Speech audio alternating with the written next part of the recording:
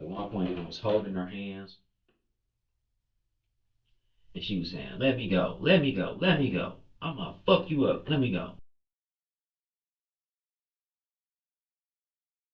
On August 20th, 2024, inside a home on Merlin Court in Fayetteville, Georgia, 40-year-old Carrie Hardin was shot 9 times, including once in the head. Carrie was a registered nurse and the owner of a successful nurse staffing company. She lived at the property with her husband, 39-year-old Kenneth Hardin Jr., and their 2 young sons. Authorities were alerted the following morning when Kenneth's father contacted Fayette County Dispatch. Deputies secured the residence and began searching the property. Inside, investigators found bullet holes in the walls, chemical cleaning residue, and carpeting where blood appeared to have been scrubbed away. Outside, a cadaver dog alerted investigators to a backyard burn pit and a nearby shallow grave concealed beneath yard debris. Carrie's partially burned remains were recovered from that grave. By then, Kenneth was no longer in Georgia. Investigators tracked his white Cadillac roughly 450 miles into Louisiana, eventually locating it outside a motel in Covington. On the evening of August 21st, a St. Tammany Parish SWAT team surrounded the motel and took Kenneth into custody. Now, investigators have him in an interview room and want his account of what happened inside that house. This is the interrogation of Kenneth Hardin Jr.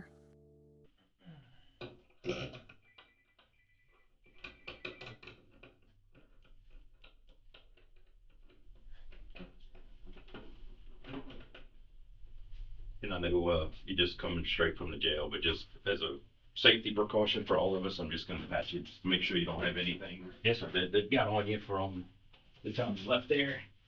So turn it.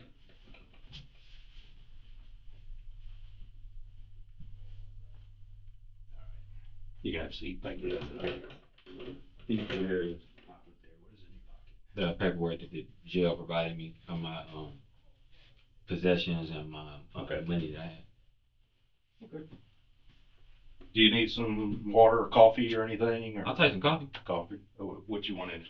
Just creamer's fine. Great. Okay. All right. Y'all need something, right? Okay. Good. All right. Mr. Hardin, how are you? Good, how are you? Good. Sergeant Wilson with the Fayetteville Sheriff's Office. This is Captain Lee. Nice to meet you. All right.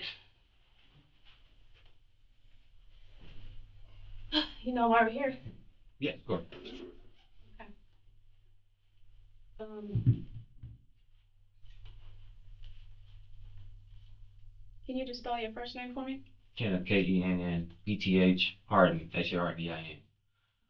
Born in February 13, 1985. February 13th? 13, 1985. Social current addresses yesterday where you guys were at. Okay. Since you're, since you're not free to go, and we're talking about an open investigation, I have to read you this, okay? Yes, ma'am. You probably see it on TV all the time. You have the right to remain silent. Anything you say can and will be used against you in a court of law. You have the right to talk to a lawyer and have him or her present while you're being questioned. If you cannot afford to hire a lawyer, one will be appointed to represent you before any question if you wish. And most importantly, you can decide at any point in time during our conversation to exercise these rights and not answer any questions or make any statements. Do you understand everything that I just read to you? Yes, ma'am. Okay. And have an understanding that you want to move forward with talking to us?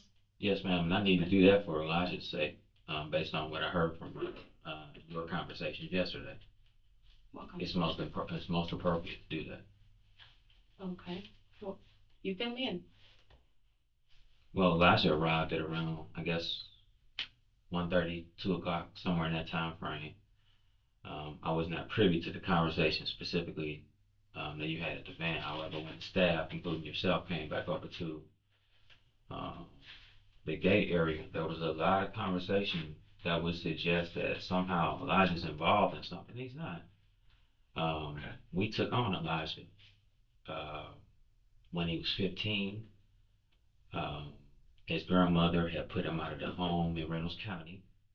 His father committed suicide in Reynolds County Jail. Where's Reynolds? I'm sorry. Where's Reynolds County? Southern Missouri. Oh, okay. I'm sorry. You know You're... about that. And I got up out of my desk when she told me that that's what she was doing. I went and got him. And he's been with us ever since. We, the two of us, thank you very much. The two of us are all he have. Got some probably because it's cold. The jail is so freezing. It's got shivering. It's so cold. It's like that everywhere. Yeah. So he has had nothing to do with anything that has gone on. That's why I stopped. Um, obviously, OnStar is telling you what my movement is. My movements stopped around that time because I'm like, now I was not intending on Elijah to be caught in this. Like, I was like, what? Or Johnny, or my sons, or my father, have zero to do with anything that's going on. So I needed to make sure that that's clear.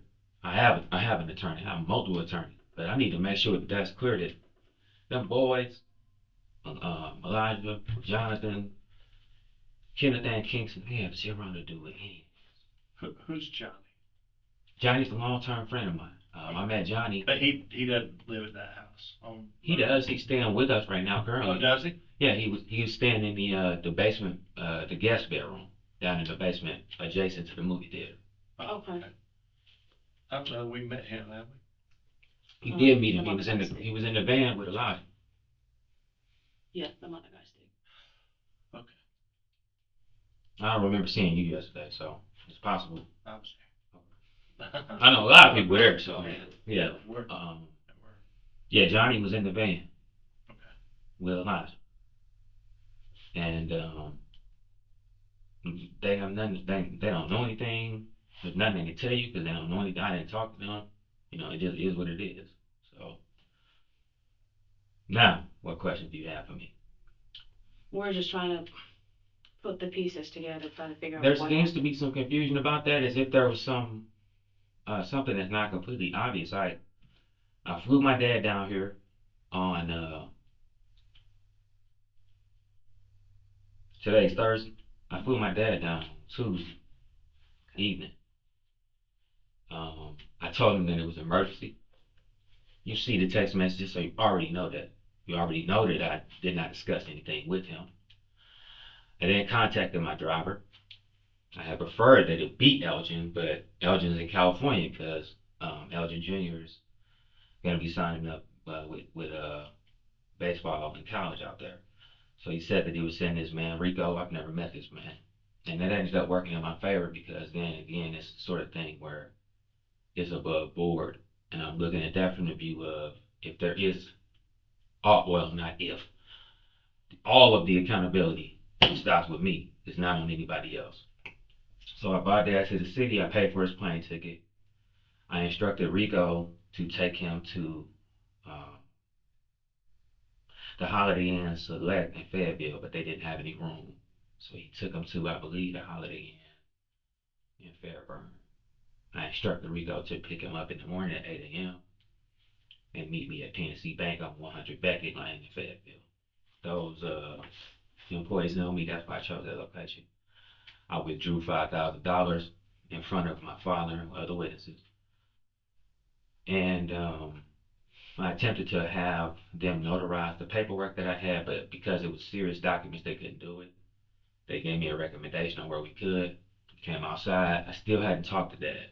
I talked with Dad only in front of witnesses. We came outside. I instructed Rico to follow me to the UPS store, which is just on the other side of the plaza. We went there. We signed the document, and that's when Dad saw what documents I had. It was the first time he saw it. And I could tell that he was bothered by it, but it is what it is. We signed the documents, made sure he had a digital copy of it. We came outside. I had instructed Rico to provide him at that point with the deed to the home and the keys. And then I told Dad that at the conclusion of that conversation that I was about to have with him, he needed to dial 911 and tell you all what I had just told him. So again, Dad is not involved in anything. It's verified. I don't know Rico from a can of paint. It's my first time meeting that man. So if you have already interviewed him, he told you this. Because I just told him, he said, what do you want me to do? I said, tell the police the truth. Tell them everything that you saw. Tell them what I said to you. Tell them what you said to me. Tell them what you said to my father. Tell them what you have observed for today. When I Rico was the one in the black Mercedes van? Sprinter, yes sir. Yeah. Now you talk to Yeah, him. yeah. Okay. Good guy seems like. He seemed like it. But I don't know. Yeah, right. When I got down speaking with my father, he obviously was distraught, and I wasn't going to stand there and look at that. I left, and I told Rico as I was closing the door to the Sprinter, he said, "I'm gonna pray with them." Is what he said. I said, "Okay, I'm gonna leave. Do not leave this parking lot until you contact the Fayette County Sheriff."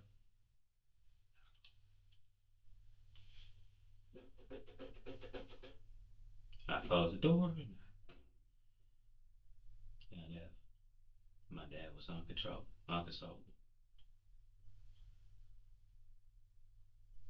The last year has been rough. At this point, you've had an opportunity to kind of look at that. What is added to that is the drinking, the accident that we were in. We were in an accident in September of 2023. We were hit by somebody shooting down the street. We were in Malibu while we were in St. Louis enjoying company and time with friends. And the car bumped me. I had looked at her and we were joking about something. I was telling her, hey, pick some music we could ride to. And then boom! And the car sent me into a pole. I hit that pole at about 45 miles an hour. Broke my collarbone as I was trying to. She had her seatbelt on, but it was just my first gut reaction was to just grab it for her. She was just grabbing everywhere. She broke her arm in 3 places. They had to put a metal plate in her arm. Fractured her sternum. We were messed up. It was a bad accident. It was the baddest, worst accident I ever been in. And after that, we both were prescribed medication. And I continued using medication after I had ran out because it was hard to function. Like the collarbone injury is something that I can't really describe other than to say that it's annoyingly painful, inconveniently so. At the times when you need to rest your body, it's painful. You can't sleep on this side. So then it causes pain on this side to build up because you always laying on it. So anyway, I've been privately sourcing. Um, I, we both acknowledged that we needed to fall back from the alcohol. So I had limited my use daily. I was only drinking like one glass Grand Marnier a day, and that was just to go to sleep. And she was committing to do the same. About 3 weeks ago, a buddy of mine that I work in construction with, he bought her uh, some bottle of wine, vodka, or something. I'm not sure what it is. She had drank a little bit of it, but then she gave it to me. It was down in my office. On the day of the incident on Monday, in front of both Johnny and Elijah, she had come down to the office and we were celebrating a good day. I've been having a lot of, what the dichotomy of this is, typically the people who you are interviewing this position are not in my lifestyle. And I know that that provides more questions. And I know that leads y'all to make like certain assumptions that's probably not true, but I've been experiencing a lot of success. Like everything that I'm touching with the construction business has been panning out. And I had just closed a $20,000 deal with a guy. He lives 5 minutes from the house. Supposed to build him a showroom garage. And she had heard that. So she was excited. I was excited. We were having a good time. And she like, can I have my liquor? And I had lied and told her I had poured it out. But she knew I wasn't going to pour our liquor out. So I had it in my bathroom cabinet. I went and got it. I gave it to her. And then there's a gap there. I guess people ate dinner, that kind of stuff. I know I did make some phone calls because I came downstairs. I think I was talking to Kevin, the guy who gave her the liquor. about the deal, and I fell asleep in my red chair. It was spun around. Uh, she busts into the room. The camera stamp will tell you when that was. I think it's about 8 or something. And asking me if I was gonna come upstairs. I'm like, what's up with the tone? Like, you been drinking? And she hate when I ask her that. Like, if I say like you been drinking. And we started arguing. And I'm like, here the fuck we go. You know. I'm trying to think if I ate. I don't remember if I ate or not. I don't remember if I ate or not, so I'm sorry I can't provide that detail. I know that that conversation was, that argument was rough. She hit me in the head with some metal stud thing that's in my office. And I had a pretty decent sized knot. It's going down now some. Um, I pushed her off of me. At one point, I was holding her hands, and she was saying, "Let me go, let me go, let me go. I'm gonna fuck you up. Let me go." And I'm like, "You gotta calm the fuck down." And by the way, I know that's not typical for most married couples. It's typical for us. They have said we toxic or whatever. Um, I let her up. She said a lot of shit, but she went upstairs. I called dad. I know at that point I was drinking. And I called dad and um man, I wish I had my phone so I could make sure I'm telling you this timeline in the appropriate order. I'm not sure if I called dad before she kicked in the sunroom or not, the sunroom door or not. I know that the sunroom door got kicked in at around 11 o'clock because Elijah had taken the dogs out at that exact time. He didn't know that that was going on. And he became aware of it because he heard all the commotion. And when he came up the kitchen and saw the door, he looked real weird. He turned around and he kind of like backed up. And I'm like, why did you kick the sunroom in? She had left. She had been coming and going, and she does that a lot. She's been doing that since I met her. Or we'll have an argument and she'll leave. In the beginning, it was a cat and mouse thing where she'll leave because she liked the fact that I would chase her. And I remember being back in St. Charles County and St. Charles police like, man, y'all gotta stop all this. Because, you know, she'll leave, I'm speeding behind her, racing down the street. Come home, come home. She been doing that. But I learned as I got older, like, that stuff is dangerous. So I'm gonna just stay put. Whenever she leave, I'm gonna just stay put. She left and came back a couple of times. And I know that at some point I might just leave. Or just call the police. Like, if you feeling like it's what it is. Because she kept saying that she felt like I had hurt her. But see, that was the other thing was I was protective of what I was saying because I've been in several situations with her where she's called law enforcement and said that I did something to her that I didn't do. Uh, the largest time would have been in 2013 when that restraining order got pulled, and she had bruises on her arms, but that wasn't from me. It was from a patient at a facility, and I had to wait 2 weeks on a restraining order just to show that judge those text messages so I could get out of that situation. And he told us both never to come back to his court again. But there was another time where she, in Bell Fountain would have a record of that, where she had called the police. She had took a sock, put an orange in it, and hit herself in the face. See, the thing was, I was outside the whole time with my neighbor. And I had came outside because I felt it going that way. So I said, I need to get in front of a witness. And when the police arrived, they were pretty hostile with me.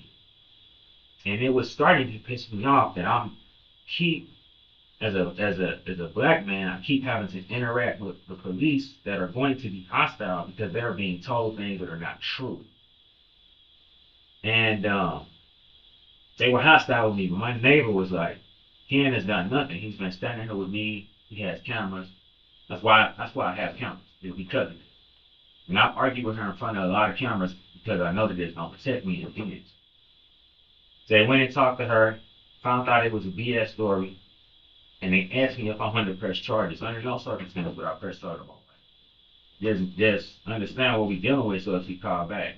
And this history is filled with moments where my dad has intervened as somebody who has tried to either help,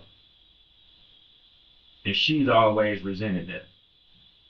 So she'll say, you know, it hasn't been too many days since she texted me and said, tell your dad he won. You know, she texts cryptic stuff like that because she's not only battling me in her head, she's battling my father. And I don't really know why that is, because dad has not done anything but try to help her. You know, he's broken it, man. If you talk to my father in the past 48 hours, you understand where his heart is on the matter. But for whatever reason, she has not ever been able to discern that. And so back to the sunroom. So she said I was playing games with her prior to her kicking in the sunroom. This is why she was leaving. And it's around 11 o'clock. At 10:30, the protocol in the house is to go around and lock all the bottom locks. You've seen my home. We have a lot of hands-free locks. However, you need to lock the bottom lock at the end of the day because, as you all have discerned by now, the gate code opened the doors. Yeah. So that little thumb piece that's got the numbers around it, the code you put in there is the same one you would use to get access to my gate. And multiple people had access to that gate. So we lock the bottom locks because otherwise that's a problem. Because then somebody can come up on me. And you can tell I'm paranoid. I have a lot of cameras. There's cameras in the woods. There's cameras everywhere. I want to make sure my family stays safe. And because my home is so big, it's not like it was on Green Acres. I can't hear it. And I'm sleeping heavier because I'm drinking.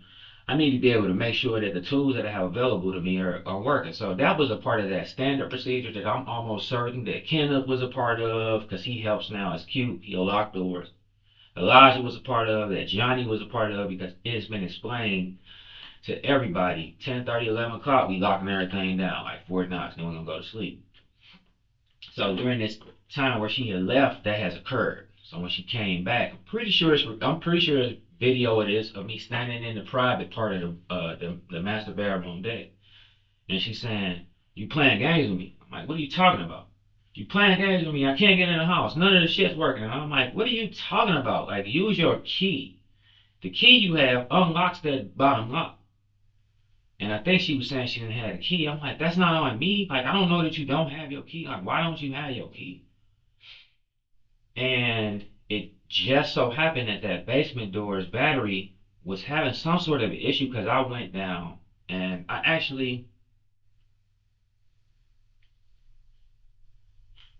don't know if it's on my phone recorded or if it's Elijah's phone, but it was at that moment when he was coming back from the dogs and he was having trouble getting into the door. So I went down there with him. I'm like, record us going so she could see. Nobody's BSing her with this. Like, is something wrong with the door, but it's not working. And I had tried it, it wasn't working. So then I'm like, okay, something is wrong with the door, and it just so fucking happens to be at this exact bad moment. Now she feel like I'm locking her out the house. But again, there's multiple doors. And we arguing while I'm trying to fix the sunroom. She talking shit. First she tried to fix it. She had put plastic bags up. That's why, I don't know if the plastic bags are still there, but that's why those were on the ground. And I seen that the glass wasn't broke. So I just tightened it up where I can. I think I texted Dad and I showed him a picture of that scene and I told him to pray. I'm like, just pray for me. Like, there's a lot going on. And then I talked to him. After everything had settled down, we went our separate ways. And I'm outside. I talked to him probably almost an hour or so. I sat in the box truck. Um, the vital mistake that was made was, you all knew I was shot at Magic City. You dug into that far yet? All right. I was shot at Magic City November the 24th, 2022. I currently have an open lawsuit with them. in Fulton County. With Magic City, you have a lawsuit? Yes, sir. Okay. I'm suing the owner, Mr. Magic, and also the club itself. And in that lawsuit, I allege that, there's negligence because one of the security guards decided to shoot the ground, Mm-hmm. and the bullet ricocheted up, hit me in the penis. It took out my left testicle, and it hit me in the thigh, came out the back of my thigh, and almost killed Elgin. That's a part of this too, because a lot of her frustration is I don't work how I used to work because I was shot in the penis and I lost a testicle. And she likes to bring that up in those fights. And so prior to that, huge gun advocate, volunteered to train conceal and carry back in Missouri. Would volunteer to train people on gun safety. Really into guns, a member of the NRA. But after that shooting, I stopped all of that. And it was because of the fact that I felt a spiritual connection with that. So I wanted to step away from it. And I built the current display that's in my master bedroom to hold the firearms. And they have just been sitting there and nobody's been bothering them. The only firearm that's been seeing usage is hers. Because I know she keep it with her. But I haven't touched. I've been riding with them. I've been going to customers' houses with nothing. I've been going wherever I'm going. So I haven't really been going anywhere either. That's the other thing, is that shooting completely changed the structure of our relationship. It changed how I move, all of that stuff. I just been really vague, sitting still, other than normal stuff. These past 2 weeks, and I'm almost certain I said this to my father as well. But 2 weeks ago when we had a bad fight, and that's in my text messages as well, it's in hers too. She has said, I'm gonna call them white boys, and they gonna take care of you. You talk tough with them white boys.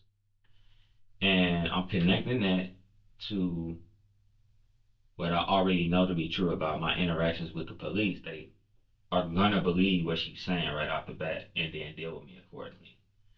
And I say this time I wanna handle that on my own terms. So I'm carrying Monday night just as I was carrying Sunday and Saturday, Friday, because I got this feeling like there's gonna be something fucked up happening, and I want to be in a position where I can deal with it this time. She's either gonna send somebody over or some guy, where it's gonna be the police. So it's on my hip. I'm having this conversation with Dad, and I'm telling Dad that I don't know what to do, that I'm at my wit's end. Um, And he's saying, well, we've already tried counseling. She doesn't want to go to counseling. Maybe she'll go to counseling by herself if she goes to counseling with a senior woman, is what he said to me. And I'm like, all right, Dad. What I kind of wanted him to do is pray with me. And unfortunately, I guess it was too late, and he was probably aggravated because I had been talking to him about this a couple of hours. He's a grown man with his own life and family. And his almost 40-year-old son can keep his shit together. You got to continuously deal with that. So I kind of felt like he was blowing me off. It didn't have nothing to do with what's happening, but it still kind of felt that way. At this point, I'm on drink 3, and I sit down at my table outside my office. I fire up a cigar, and I'm sitting there drinking and kind of thinking about everything that is already taking place. And she calls me. It's a quick conversation at about 12:47 or so. And says that she's gonna leave and take the kids unless we have a conversation.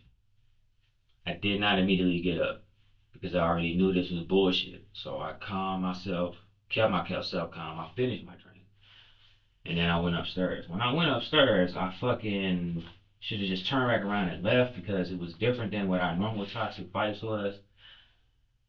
Because I saw her firearm. Where it was sitting when you went in the house is not where it was sitting. It was actually sitting on a bed, but I saw it. So I'm like, what type of fucking game is we playing here? You know? And we start arguing. She telling me she gonna take the kids. I told her you're not taking the kids. You take the kids over my dead body. You're not taking the kids have nothing to, like, why do you keep bringing up the kids? That's why I said, like, what do you keep bringing up the children? They're not a part of what's going on. And I don't see it that way. You got me fucked up. I'm tired of your shit. I want a divorce. You can have a divorce. You can have whatever you want to have. But you just not gonna take the kids in the way you think you're gonna take the kids. You're not waking them up out of their sleep like you did in January of last year. You're not doing all this bullshit with me, Carrie. I don't want to do this with you no more. Like, fuck all this shit. No, it's fuck you. I'm gonna show you. And when she went to grab towards her gun, I don't know that she got her hand on it because when she did that, um, I snapped. And when I realized what was happening, I had emptied out that entire Smith& Wesson M&P Shield 2.0. And I don't know if it was 7 shots in there or 8, but I know they was all empty. She got up off of the bed and she walked and collapsed into the sunroom. And at some point before she took her last breath, she said she was sorry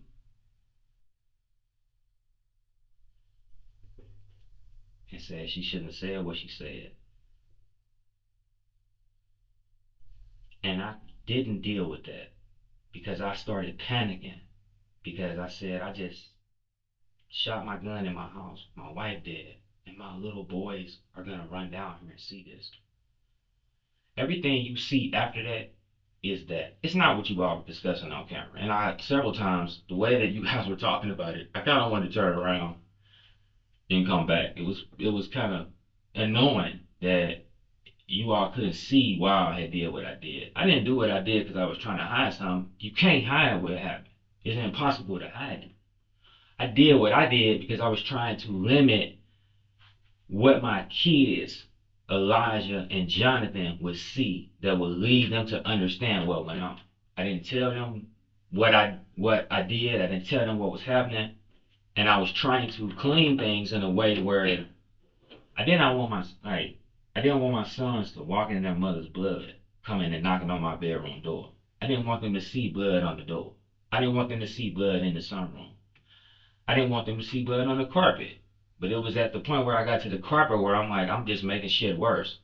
And I had been drinking, so I wasn't doing things that I would have done if I was sober. Because, I made it appear like I'm trying to hide something when that wasn't really the case. I said, what am I supposed to do with our body? I'm like, okay, I'll drag it outside. But then I left a blood stain coming all the way outside everywhere I dragged it. So I'm like, oh my God, now I gotta clean that up because the boys are Elijah can be taking the dogs out, he can see it. Where I'm gonna put the body. Put it in the woods. And I'm like, my dogs are gonna go down there. Elijah's gonna follow them. I need to get rid of this.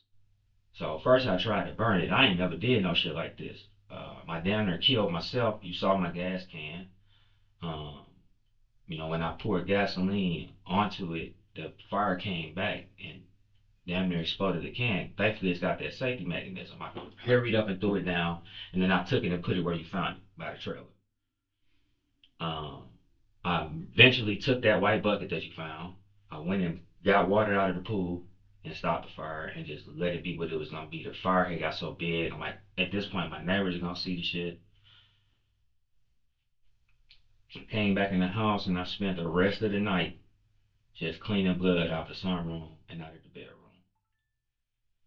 Um, I took the kids I took a shower, and then I took the children to the bus stop. Elijah and them left while I was in transit to prepare to either take Kingston or right after I took Kingston because I had an appointment they had to be at early. They left, I believe, at around 6:50 a.m. Kingston's bus picks him up at about 6:40. After Kenneth was picked up, um, after he left for his bus, he left at about 7:20. His bus picks him up at 7:30. I went back to cleaning. And then I said to myself, I stood out on the deck and I said, from here I can see her. So I gotta do something about this shit. Like, I can't let these boys see it. That's the only motivation. So, and first I tried to dig a hole, and I never done that before. And I'm like, this is fucking hard. So what's the next move? I'm like, there's all this debris down here, and just put it there. I realize what I'm telling you is a crime, but I need you to understand it's just me who did this. Nobody, none of my boys, and nobody else did anything. I took her, I put wood and shit on top of her, dirt that I could find. Um, Tried to keep from throwing up, and then I put a vertical um, stump there so that I could use that as a marker so I could tell Daddy where to tell you all to find the body. So when I talked to Daddy in the jail yesterday, and he said that you all told him that you couldn't find the body, I was like, I'm just confounded by that. But then now it makes sense why your actions are what your actions are, because you're thinking that I have her somewhere or something. That's not the case. She's exactly where I told my father that she was, behind the dog kennels, under a pile of wood, with a vertical log sitting there. Um,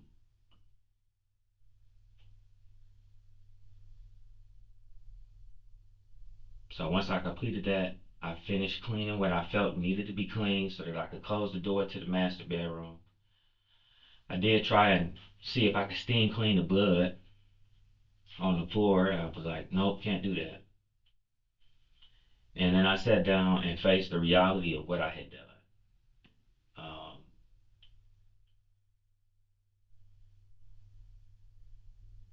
I took my heart out my chest. I ruined my son's lives. I canceled my life as forfeit. The only person really in my life that's been a supporter to me, I killed. I brought shame on my family. And I sat and thought about all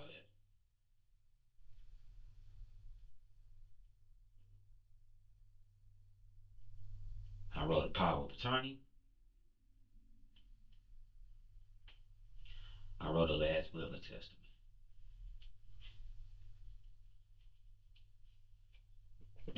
And then I was unsure about how I was going to proceed. Am I going to murder myself now that I've done this? Am I going to choose death by cop? Or am I just going to surrender?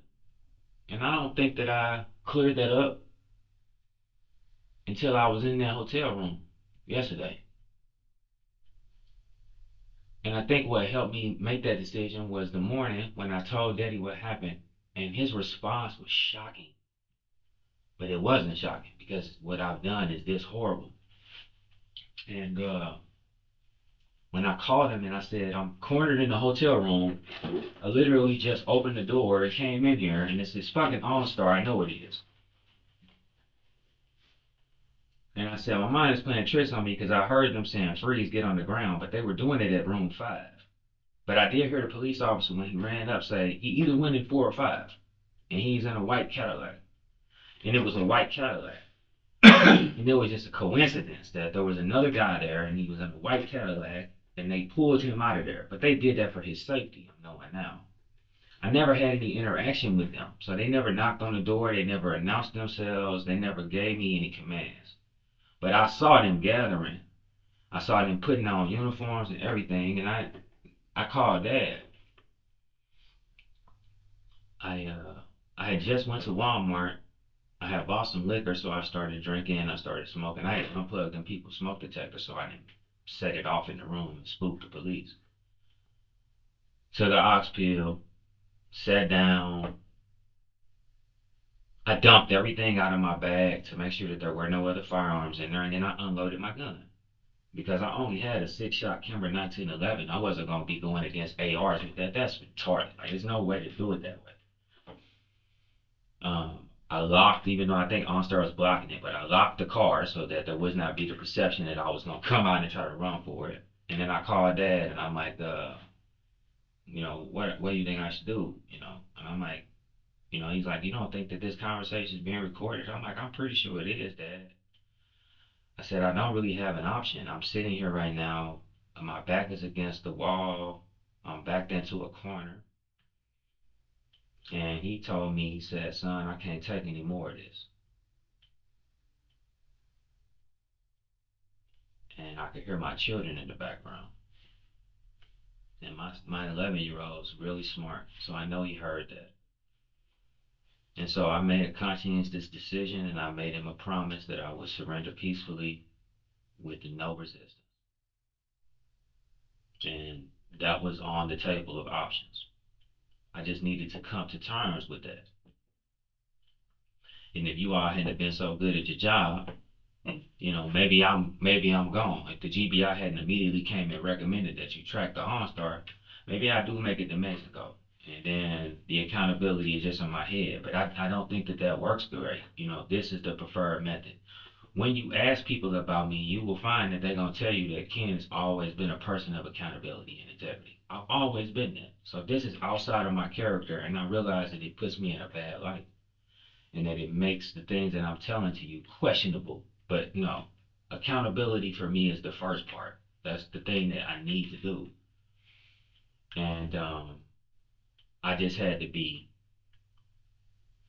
forced to get to this point where I could do what was necessary. But not, once I knew that that's what I needed to do, I don't have a problem doing that. And that's why I'm having this conversation with you. Max is going to be fucking pissed when he finds out that I've spent the last hour talking to you without him being present. But if he had been present, I wouldn't have changed what I told you, because what I just told you is the truth.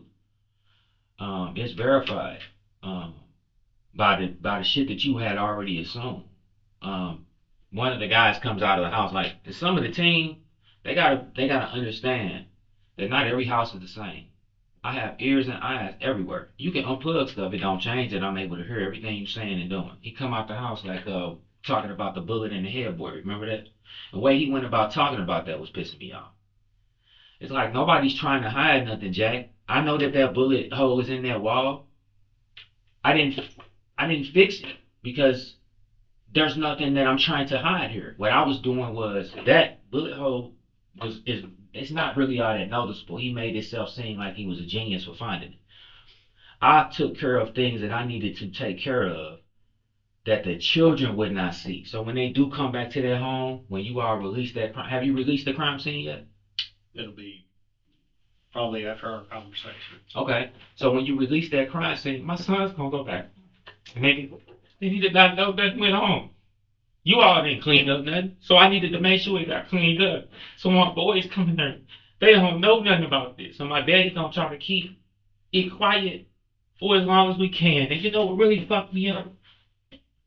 I said to myself, when Elijah finds out about this, he's gonna hate me.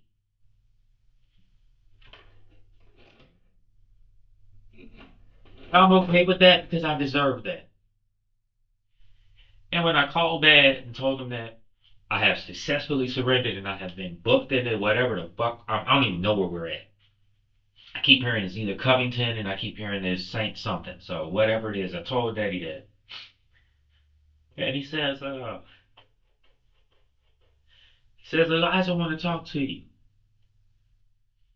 And I'm expecting the worst. And he gets on the phone and he says, sir, I just want to tell you that I love you and I'm not.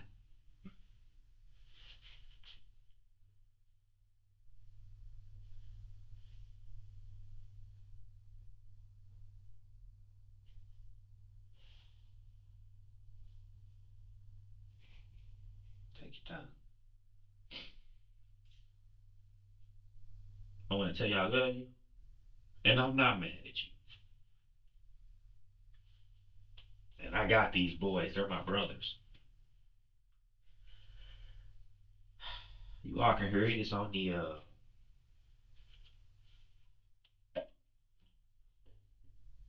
jail recorded line. I hope this clears this up for you. From my viewpoint, I want to make sure I reiterate this. I am not putting anything on Carrie. We've had a lot of tough conversations.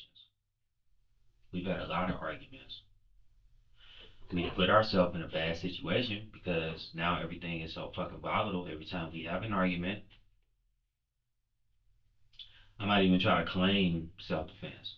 I just know that when she went to grab for it, I like lost control of myself.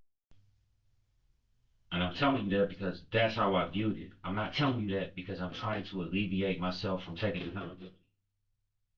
I also acknowledge on record that it looks incredibly fucked up that I desecrated her corpse after the fact.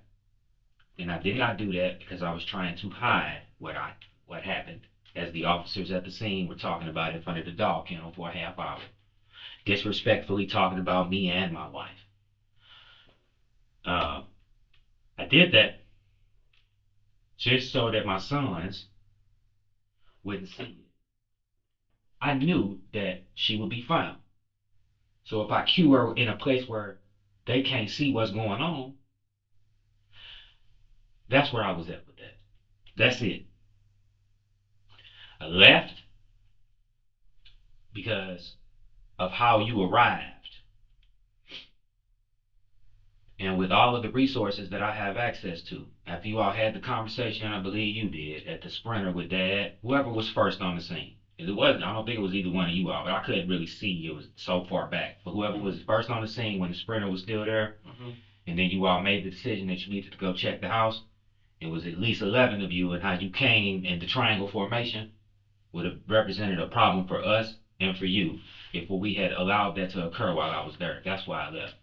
I got body armor, I got body shields, I got ballista, I got scopes. I'm an excellent shot. That would have been a terrible thing. You saw what's in my vehicle. And I'm not saying that it's in my vehicle because I planned on it, but I'm saying all that's in my house too. And under those circumstances, that's my counsel. Like, I don't know if I'm explaining that in a way that makes sense to you. I hope it does, but that kind of aggression, you doing your job, but I'm perceiving that as aggression. Like I told the police yesterday, I don't have any beef with you. So you don't have to worry about me harming you. And I don't have any beef with Fayette County either. You look at the history of that address and what I've done, I've chased criminals out of that city. I've worked with you. So I'll back the blue. I don't have a problem. And I know that was going to, that's why I've been trying to avoid this with her, because it puts me in.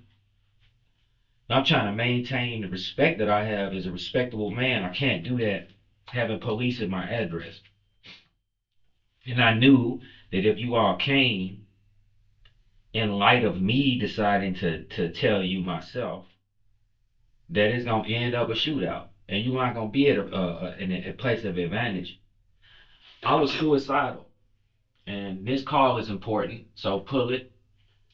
I was suicidal January 31st, 2023, because of all of these things. I purposely set the alarm at my home. And I went and laid in the woods in the same way, about the same place that Carrie was at. You do have a body, right? Yes. Okay. Yes. Daddy was saying that he was told that he didn't tell us where. He just said in the woods. So he was probably too messed up to. And I get it. It's traumatic for him too. I never showed him. Like, I'm just telling him this information. Right. I was about laid in that same spot. Okay. You all showed up. I control my property. I cut all the lights. But before I continue with that, I know God's hand on my life, because 2 weeks prior to that, we had just finished the business with one of our Cadillacs. I'm not sure which one. And anyway, Carrie had been pulled over in pretty close proximity to the Fayette County Sheriff's Office by a female officer. She had braids. She's light skinned. We had a good old time when I pulled up. I brought the paperwork to show them that the vehicle was good. And we had a good old time, her and the other officer that came. Fast forward to January 31st. And you guys are running through with flashlights. You got your weapons drawn. You're trying to find out what's what, as you should. And I hear her voice. I'm literally dialed in down in the woods. And I hear her voice say, "My feet hurt. I don't want to work my shift no more." And it completely broke through that. These are not my enemy. These are my friends. Her, she just wanted to go home. And I laid in that position until y'all left. You couldn't find that. That's what that first call says. You came back a second time that morning. I was locked in my office, sitting in that red chair. Two officers came. You all ran the plates on the vehicles. I watched you do that. And then you came down and you checked that office. I'm not sure if somebody said something about that or not, but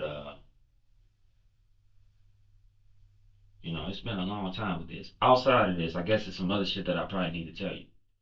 I got shot in Medicine City, taking her family members out for the night.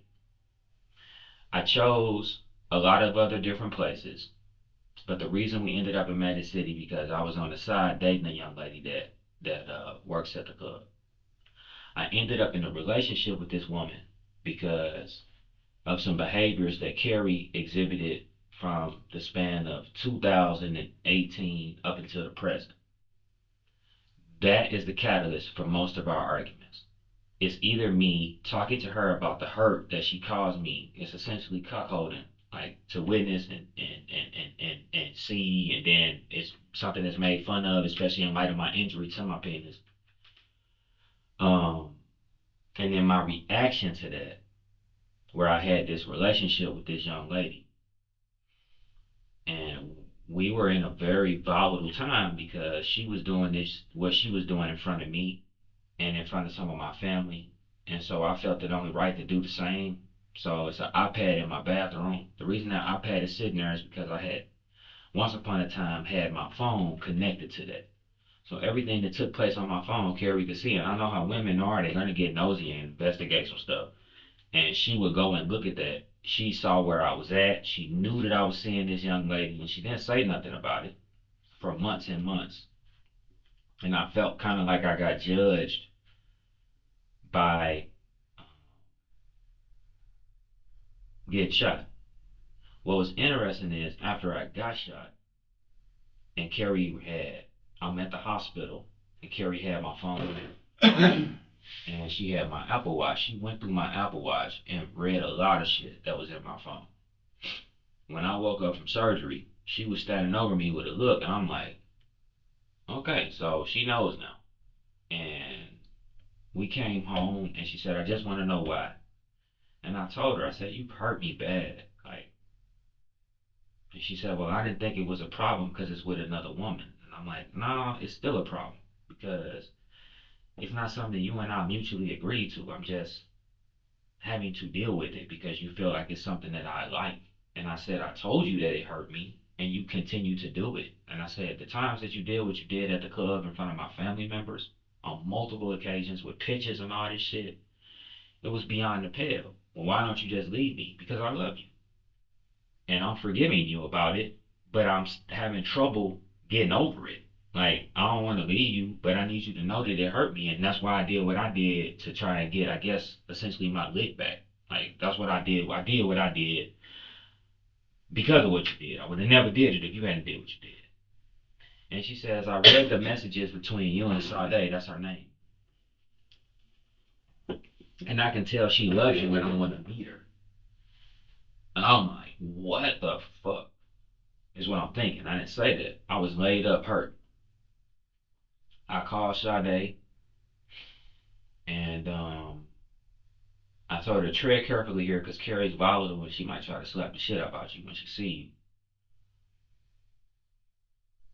And I'm going to leave that decision up to you. And she said she wanted to take the risk. Carrie and her ended up hitting it off. I guess we had a little menage a trois thing going on for a while. I mean, I'm inoperable, so it wasn't like I was really a participant. Sade started permanently moving stuff into the house in March in that upstairs master bedroom that's got the lock on it. That's kind of like Carrie's like girl cave. And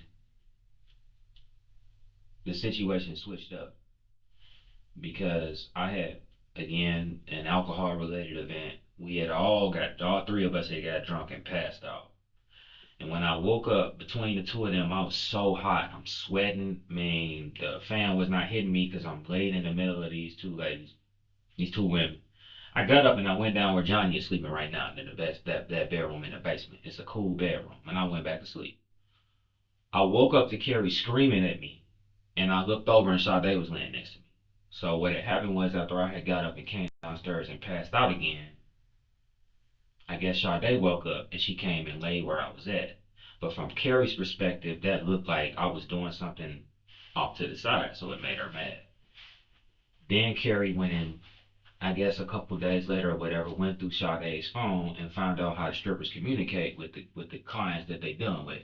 You know, I know all this stuff about Sade. Like it never bothered me because I was using Sade to get my lick back. I didn't do it with somebody. Sade is as me and Carrie's age. She's 37, 38.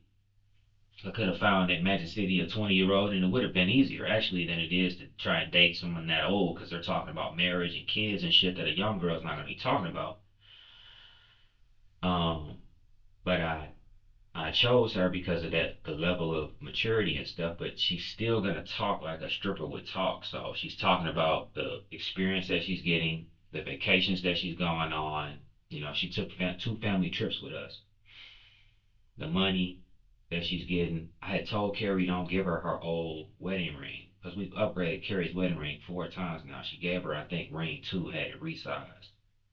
And I said, don't do that. It sets a bad precedent because it makes Sade think that it's something here that I don't think is here. I never really fully trusted it. Like, I knew that it was some shit in the game because I know my wife. I know how she get down. But I was going to be a bystander. I wasn't going to intervene in it. But she read those text messages, and then they had a huge fight that I witnessed. And Sade's problem was she had just moved into the house. The moving trucks had just been there. She had just moved out of her apartment. She had to find somewhere for her sister who has a mental disability to stay. And then Carrie's turning around and telling her that she's got to leave. And she felt like I should have her back. And I told Sade, I'm not finna have your back over my wife. The mission that I had is completed. Like, I was trying to piss Carrie off. I've done that.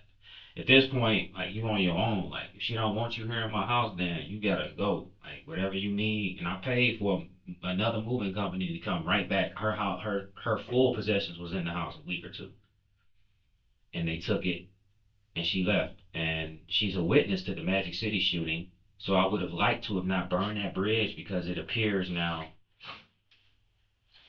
She's like the star witness because she's an employee of Magic City. Um,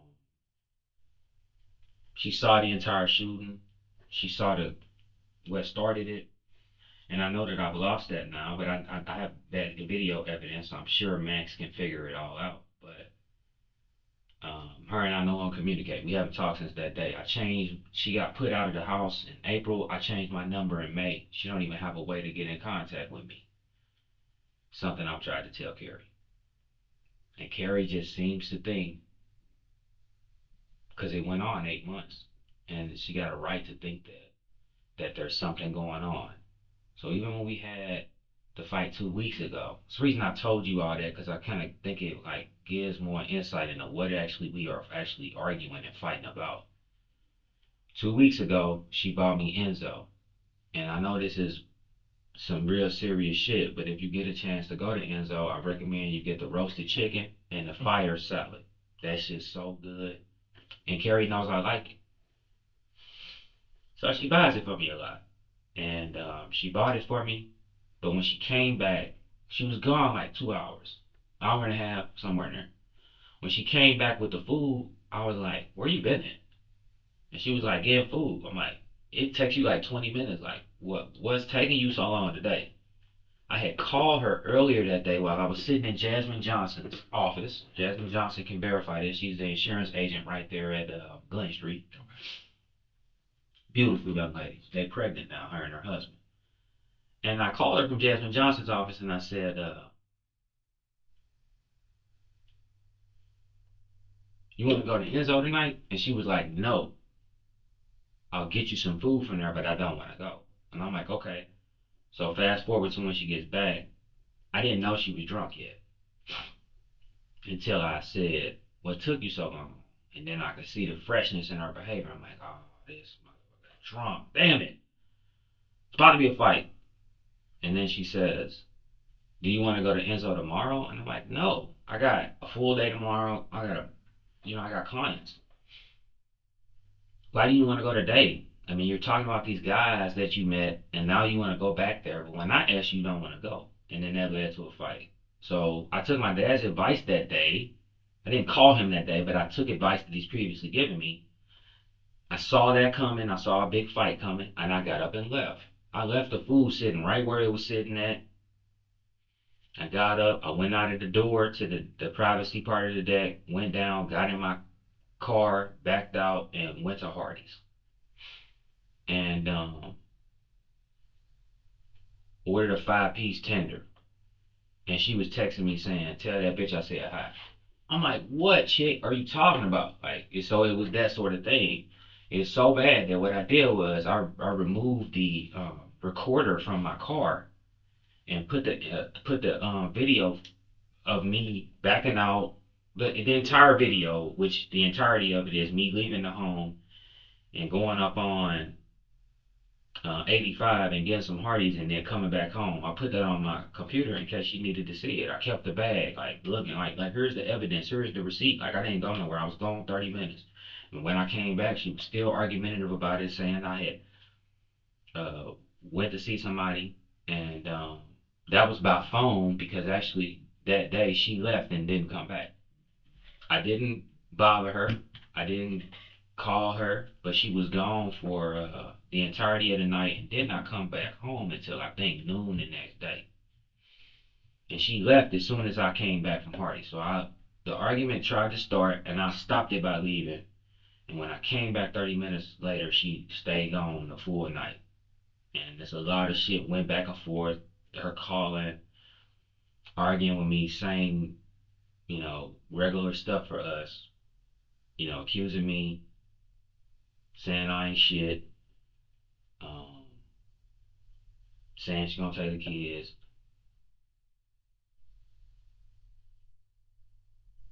I think that about covers it.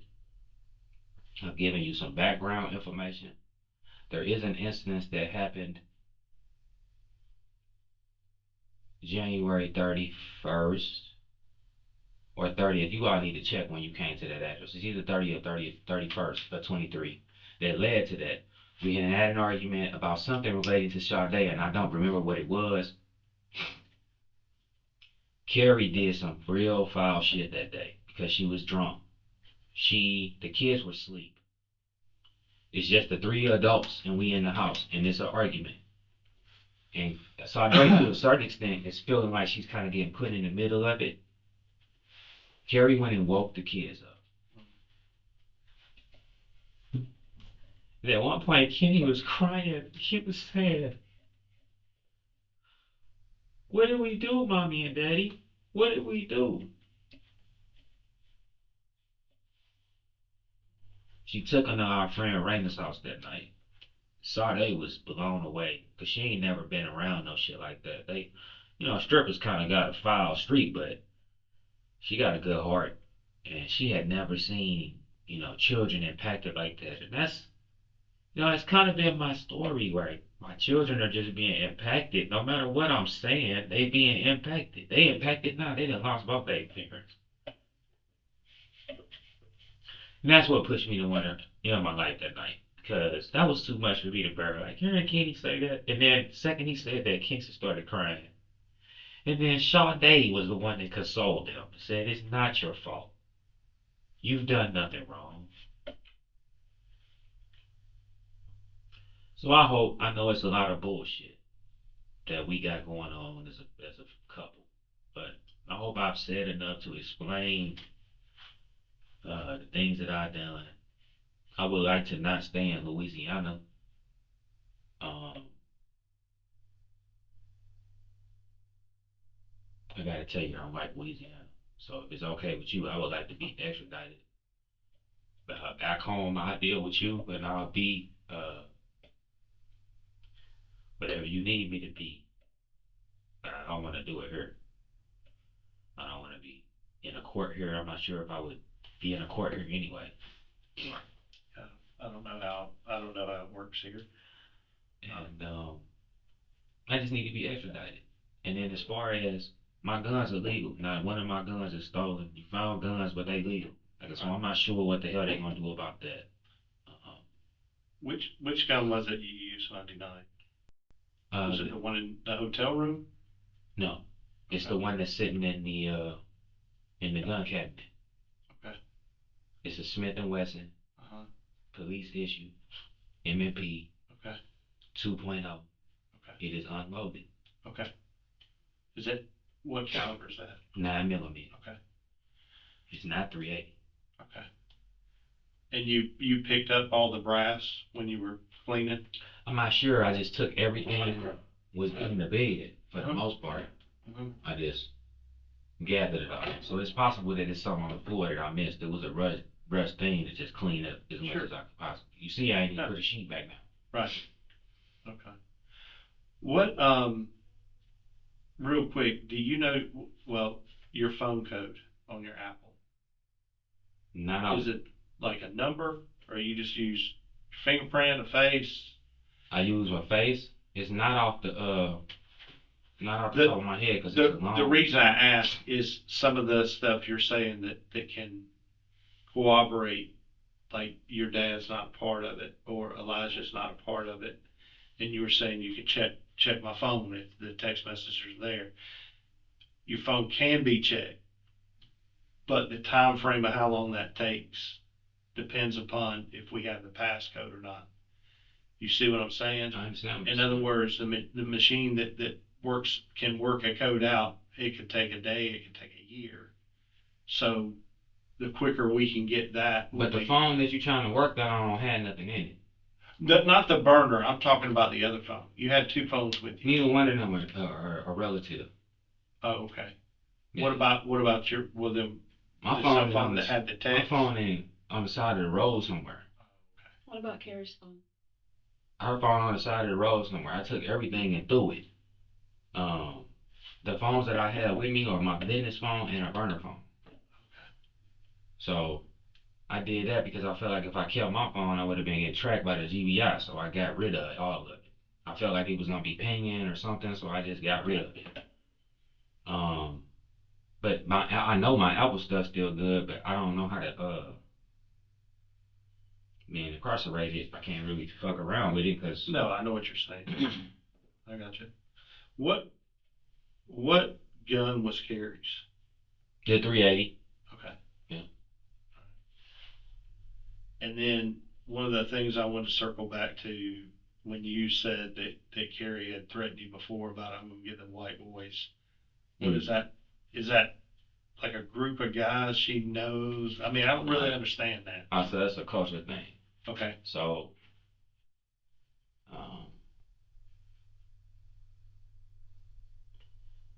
I don't remember the month, but in 2013, we had Kenneth in June. I think in August, I come home from work late. She had already said that she was struggling with postpartum stress.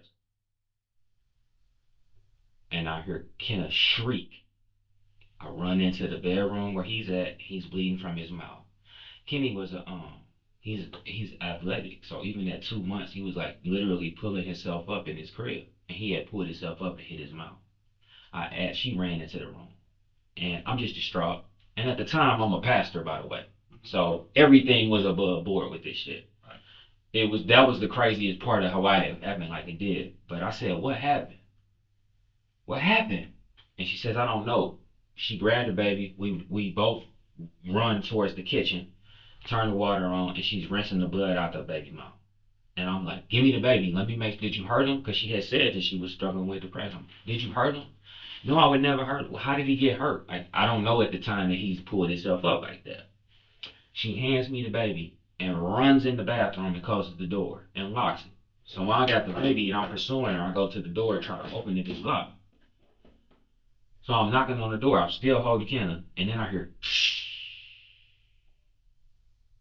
And I'm like, okay. I call Dad. I put the baby down. I called 911. The police get there. By the time the police get there, Carrie had made her way to my mother's house, who stayed around the corner. I don't have the best relationship with my mother because of my dad and mother's divorce, and my mother had stated that she felt that I reminded her too much of my dad. My mom is in a proxy war with my father at all times. It's this weird thing that all of our parents, Carrie's mom does it too. Like they're in this proxy war that they're using us at some points to like get back at each other. My mom told my wife to get a restraining order. So this first time when I'm talking with the police, everything's fine. Like she told the police when they went over there that I had locked her in the bathroom. Well, that's easily disproven. I told the female officer, I said, go stand in the bathroom and let's have your partner lock you in there. So they did it. They were smirking because they could already see where I was going with this. It's a fucking, residential bathroom. So she went and stood in there. We closed the door. Obviously, you can't lock her from the outside. You got to lock her from the inside. So they knew Carrie was lying. But the damage was done because my mother had put something in her, and she said, whenever you got a problem that you can't control him, you call the police and you tell them that he hurt you. When the police came the next day, I was scared that they were gonna do this, so I had my Irish twin and her husband at my house when they arrived, and they arrived so fucking heavy-handed, it was insane. They didn't have shields, but they had their long guns, and they were hell of aggressive. And I stood. I didn't even have a gun close to me, but I stood my ground with them, and I let them know that everything they had been told was some bullshit. So that's what I mean when I say when she's saying she'll get them white boys. She means she'll tell the police. In our culture, you know, this is an anomaly, even though it's normal. That's why we moved to Atlanta. But in our culture, to a larger degree, it's not. So when we talk in those terms, that's really what we're saying. And so that's what she meant, that she would call the police and say whatever it is that gets them to the address turned up. Okay. And then hope something happened to me. I got you. But it wasn't the gun that was in the hotel room, the 45. That wasn't what she used. It was it's a 1911 in the hotel room. Yeah, in the 1911 to 45.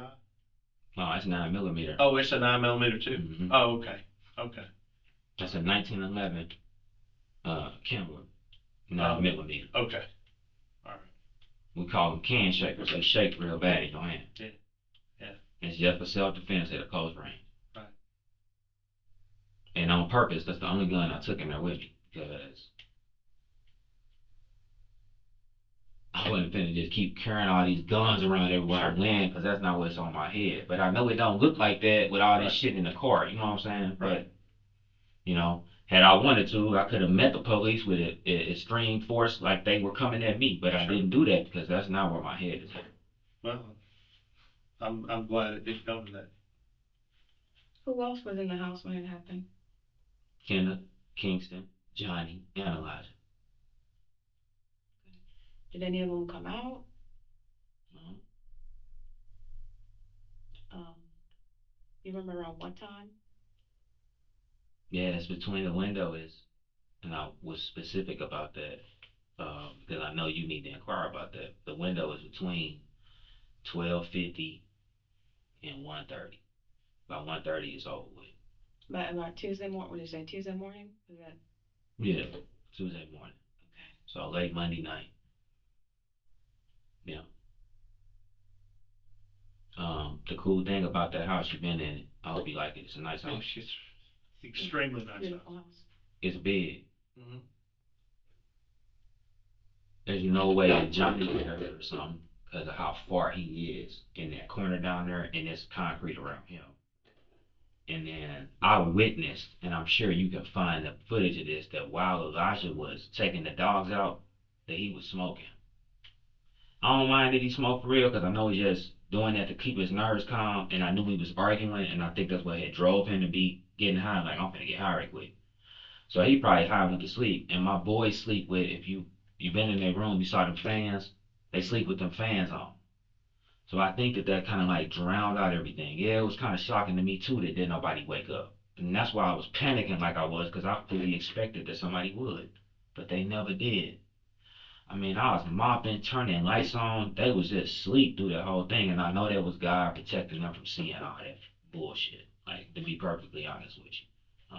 So yeah, I know you have to do your due diligence.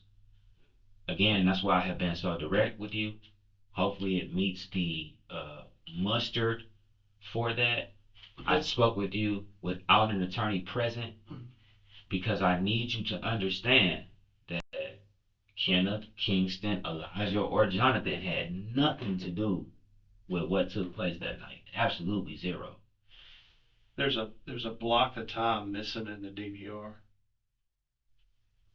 Yeah. Was it stopped after this happened? Right. Okay. Yeah. Because I didn't want to have camera footage of me dragging shit around. I understand. Yeah. And I turned it back on at 6 in the morning. Right. Yeah. That's Okay. when you're gonna... I just wanted to make sure that was. Okay, and I'm glad that you said that because I forgot about that. So yeah, whenever the footage just kind of like immediately stops, that's when the incident over with.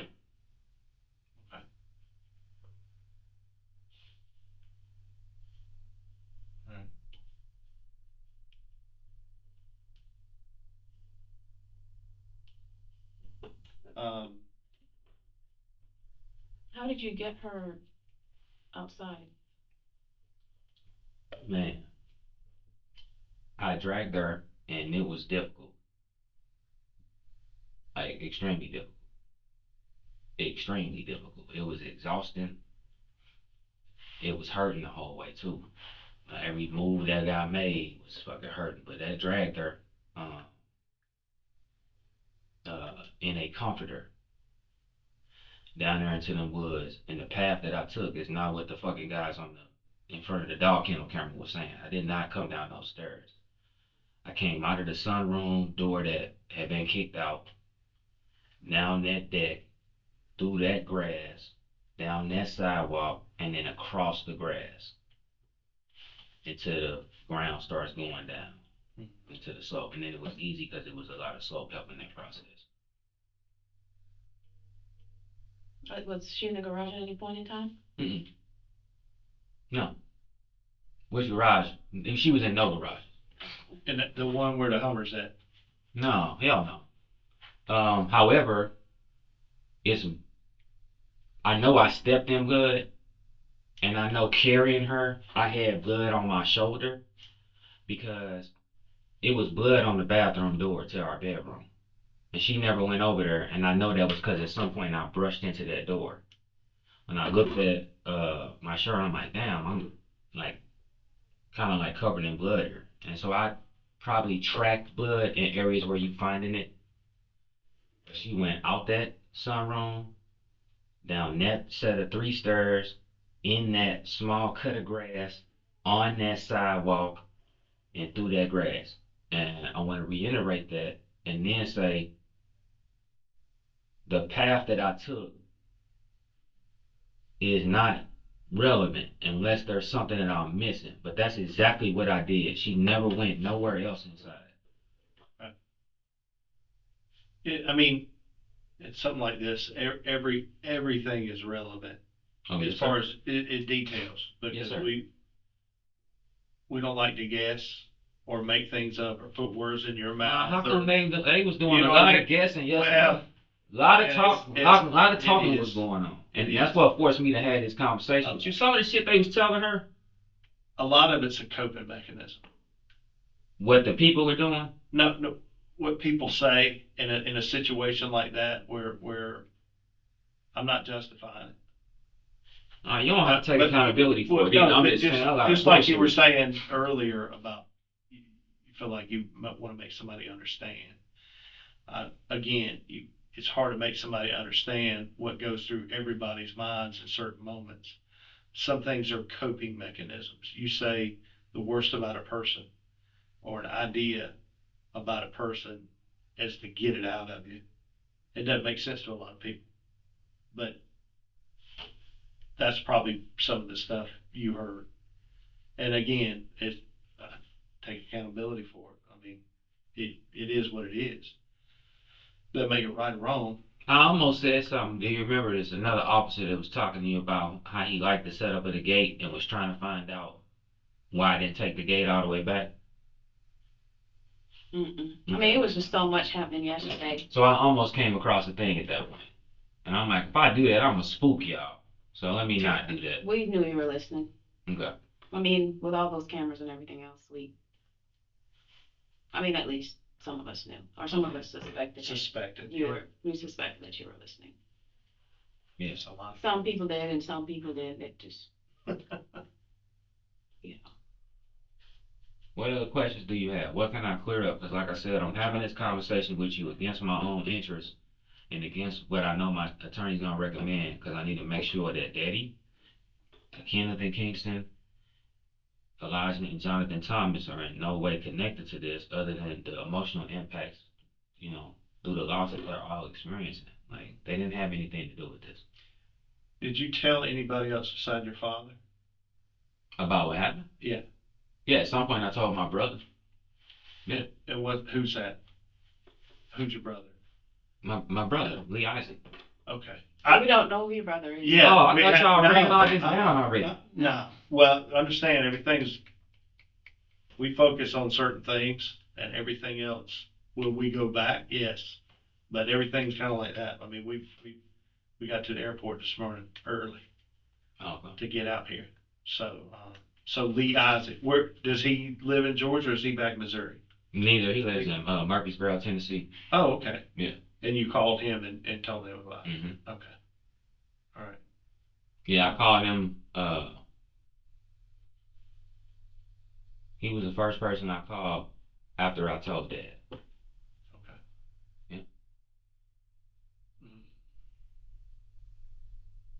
I think that's a lot. Mm-hmm. I said that's a lot. Yeah. What's a lot? I know. No, just trying to think of anything else left to ask you. The Percocets last night. Oxys. Oh, they're oxys. Okay. Have you ever had any problems with those being laced with fentanyl or? No, because they're legitimate. Oh, okay. Okay. Yeah, I would never buy nothing off the street because it Well, could be laced with fentanyl. I mean, now and I'm sitting in the jail and everyone's talking about ice, fentanyl. Right. I'm like, man. Well, I didn't know if the pills you had last night were connected to possibly a way out.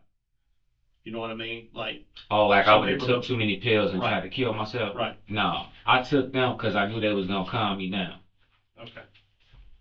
Because I knew that the guys outside, like these police, they have a great police force, but they run it kind of militaristic.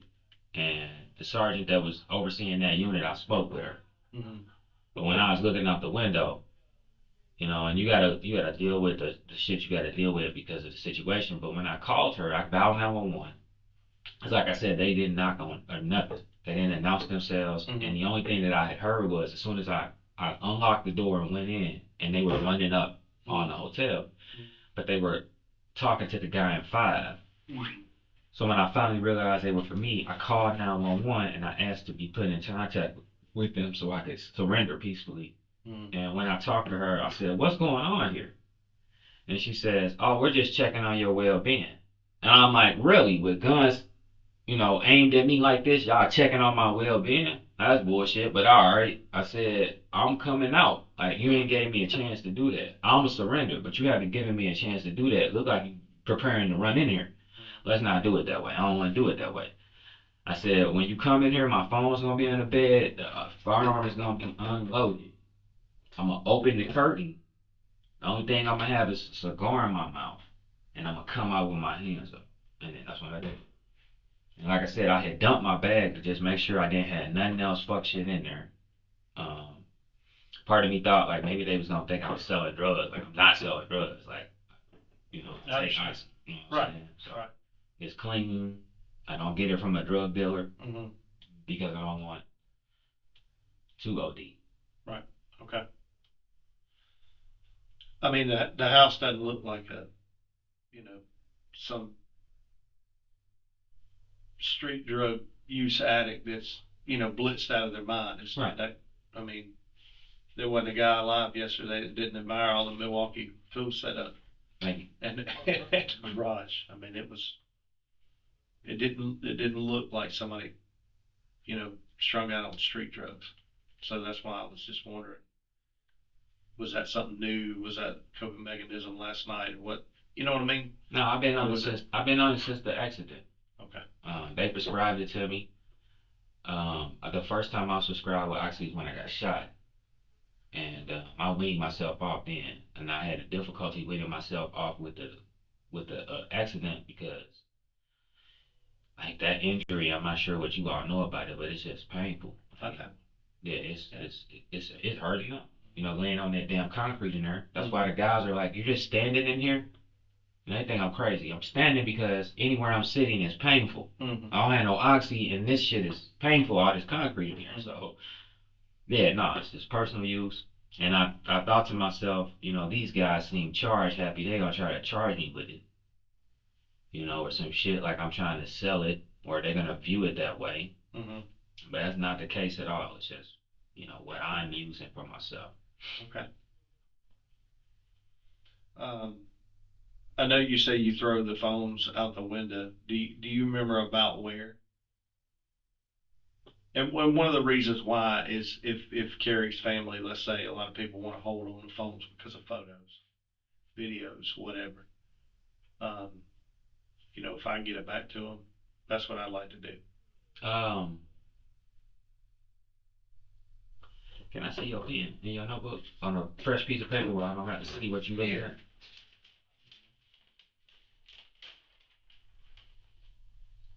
Make sure that's right.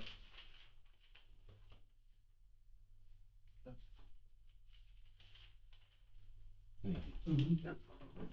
I'm almost positive that Carrie's password to her computer is that. Okay. And her sync should be there. Oh, you mean like it syncs up with the cell phone, like Right. whatever she takes with the phone is going to be on the computer. What Okay. computer is this? The one in the bedroom. The white one? Is it white? Is that, I don't remember. Is it a Is it desktop a or a laptop, It's desktop? a desktop. Okay. I don't think it's white. I think it's black. Okay. It's in the bedroom. Okay. It's to the right of the bed. When you're in the front of the door, is it to the left or to the To right? the left. To the left? Mm-hmm. So straight by the window? Mm-hmm. Man, you threw me off for a second. I mean, I'm running on fumes. Oh, I'm sorry. No, it is what it is. It's part of the job. What else can you think of? Can't think of anything else right now.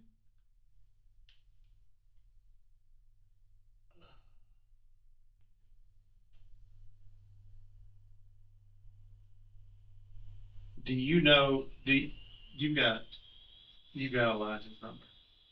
Yes. You also had that phone. And who's the other gentleman that's in the basement? Jonathan Thomas. Jonathan Thomas. You got his number? I think we did. Okay. I want to get in touch with them. I need to get their contact info to Animal Control. Because yesterday we had Animal Control come and get the dogs just because we don't know how long we were going to. No, it's not to keep the dogs. I don't know how, we don't know how long, or we didn't know how long we would be what they call holding the scene. Meaning we weren't going to let anybody in that wasn't police. Wow.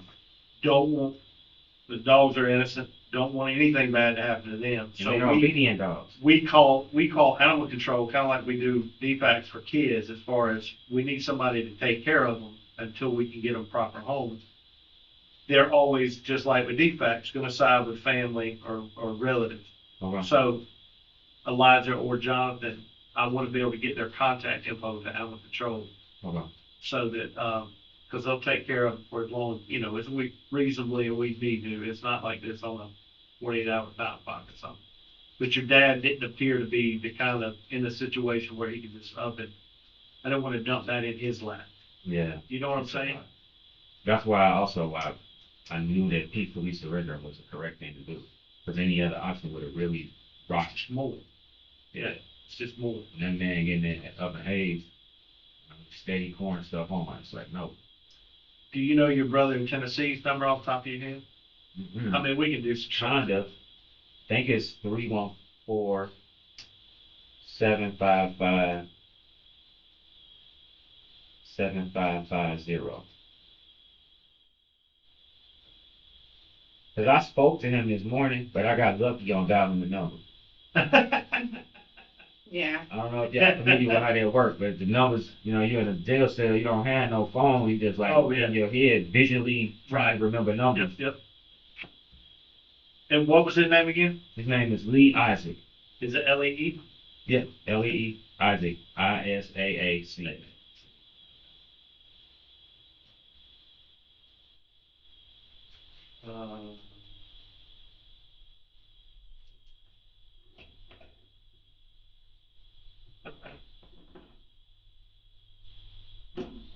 How long were you in Cary? Where did y'all meet? We met at a pool hall called Utopia In Missouri. in Missouri. Okay. And when was that? You remember about? You gotta give me a day. I'm just like 2010, Yeah, like 2010. Okay. The cool story. She was leaving, and she was leaving quickly because somebody had disrespected her and her friend, and they were walking briskly. And I was standing at the corner table there by the door, and I saw her, and I knew I was gonna marry. I grabbed her by the arm. I said, "What's your name?" And she said, "My name's Jeanette." Her friend Shamir said, "Take your hand off my friend." I said, "That's not your name. What's your name?" Jeanette's her middle name. My name is Carrie. I got her number, and I said, "I'm gonna marry you." She laughed and was like, "Dude, you crazy." And then they left. I got into a pushing match with some guy and lost my phone. And that's before the sync and stuff is what it is now. So I offered the DJ. I had him offer the club, the bar, $500 reward for the return of my phone, and nobody returned it. So for 2 weeks straight, I kept going back to Utopia. Yeah.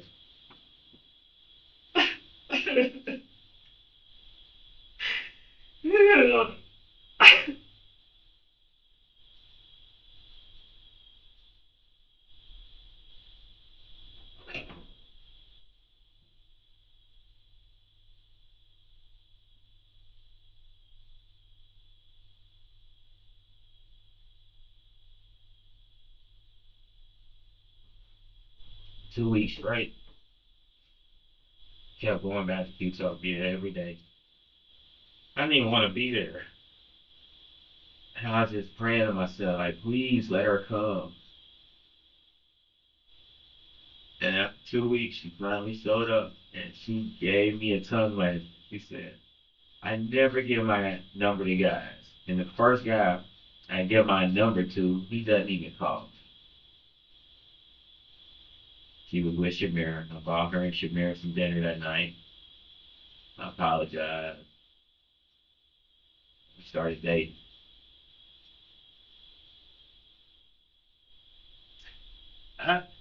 You said earlier too, one of the things I wanted to circle back on, that you've made, you've been lucky in business and it's not what we thought it was. What what exactly is it you do?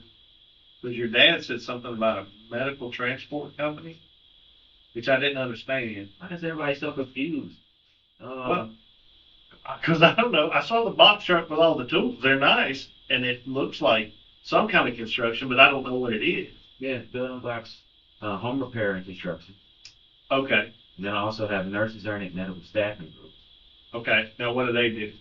Staff nurses in hospitals Okay, and skilled nursing facilities. okay, I also have Charmer Production. They make videos. They own the YouTube channel Perspectives Uncovered. okay.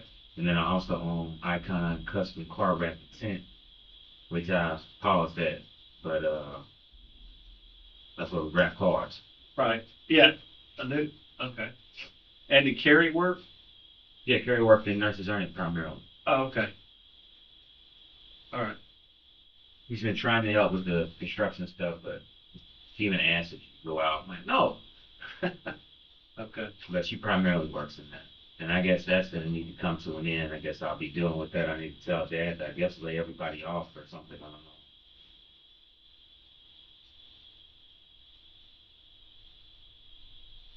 You want me to chat to them, see if they got anything on it? All right, give us a couple of minutes and, We'll you be need right more back. coffee or anything? Can I please? And is it okay about Pete too? I don't know, this ain't our house, I so know. to speak, you know what I mean? I'll ask them, But okay? I'll ask them.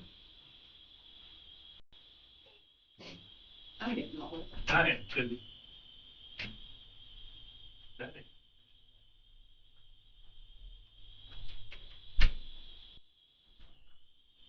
Hey man, you use the restroom? Yes, sir. If it's permissible.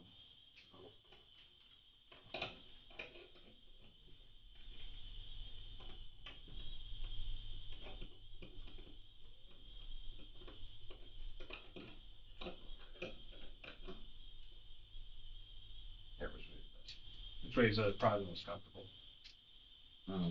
I guess. Yep, you just, we're just gonna readjust these for you, right?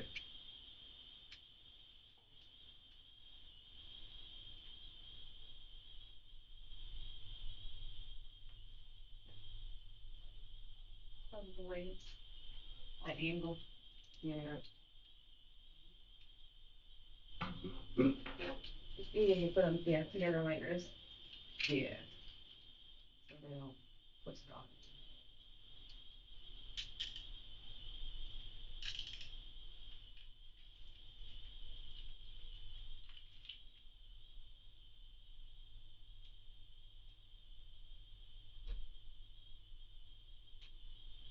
You call me, man.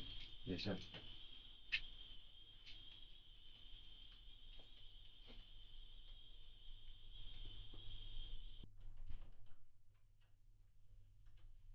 Here, sir. Thank you. Did you all need to speak with me as well? No, not really. Okay. So there's nothing that I need to conclude in your parish is what I really was asking. I'm going to talk to my higher ups just to, figure that out. But you'll definitely be notified as soon as possible in Okay. reference to all that. Yeah, I'm just trying to inquire about it. Yeah, I heard you wanted to go back to Georgia as soon as possible, pretty much, and you don't like Louisiana, you want to get back to I don't Georgia. mean any offense. No, dude, it's fine. It's just the entire place is filled with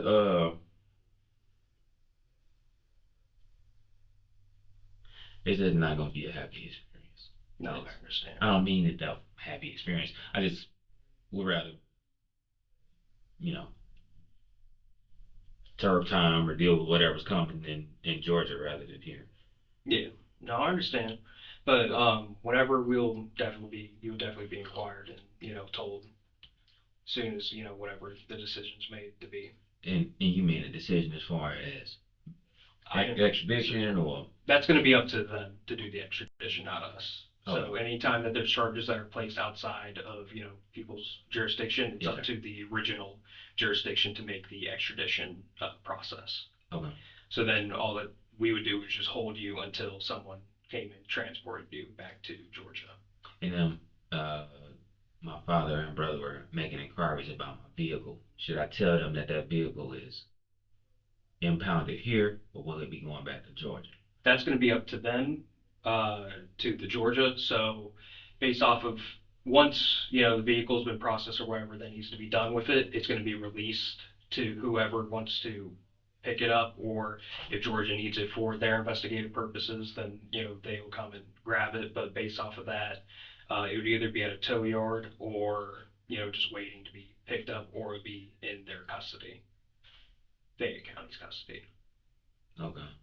Well, they because information is slow in the jail. How would I find out which way it went? Because I can't really ask the CO. No, I understand. You'll probably be in contact whoever your next of kin is in reference to the vehicle. So that would be either your father, because unless your kids are 18 above. So then it would be your father. Yeah, and I signed it over to them. Yeah. That's why they were asking about it. If that's him, then have him contact us or them in reference to whatever's happening to the vehicle if you did sign it over to your father. And then once you're done with your investigation and the weapons that are in the vehicle have been cleared, those will be signed over to him as well. We're transferring all of those to Georgia. Okay. But if anything else, yeah, just ask. I'll give you best answer that I know at the time. The stuff in the hotel, that's added to my property, or did that go to Georgia? It should be going to Georgia. Okay. Y'all take this up. Yes, thank you.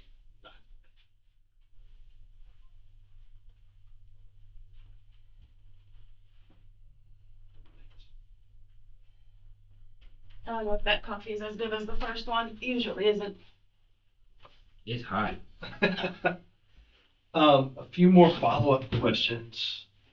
When did you change tags? Because we have you in Georgia, Louisiana. and then we don't have you no more In Louisiana. in Louisiana. Mhm. And where'd those come from? Some rando. Like, I walked up on a body shop, a couple exits back from the Covington body shop, Oh, okay. and I was walking around with a bunch of people around, and I asked some rando, I'm like, I'll pay for a temp tag. And he's like, we don't have temp tags. We're a dealership. I'm sorry, we're a body shop, not a dealership. I talked to him a little bit longer. I didn't discuss anything with him. And I did tell him I was desperate. So I'm pretty sure right now my tag's gonna get me in trouble if anybody reads it. And I said, all right, but you can't help me. So I gave him $100. Then he got prepared to turn around and walk off. And he said, wait 1 second. He disappeared into the shop, came back out with a tag. I said, what does this go to? He says, I don't know. We got stacks of these. And I'm like, okay. And I just put it on my car. Okay. All right. Do you remember how many rounds you fired Monday night? Whatever was in the gun. I think. Do you know if it was fully loaded? Because I think M&P will hold 15, won't it? No, not that little guy. You gotta upgrade yourself, man. Oh, I'm thinking, wow.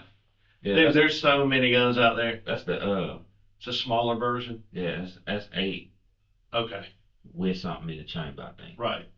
But you think it was fully loaded?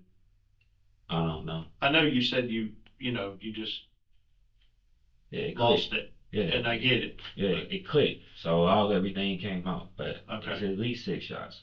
I feel like we should have found more holes. You know what I mean?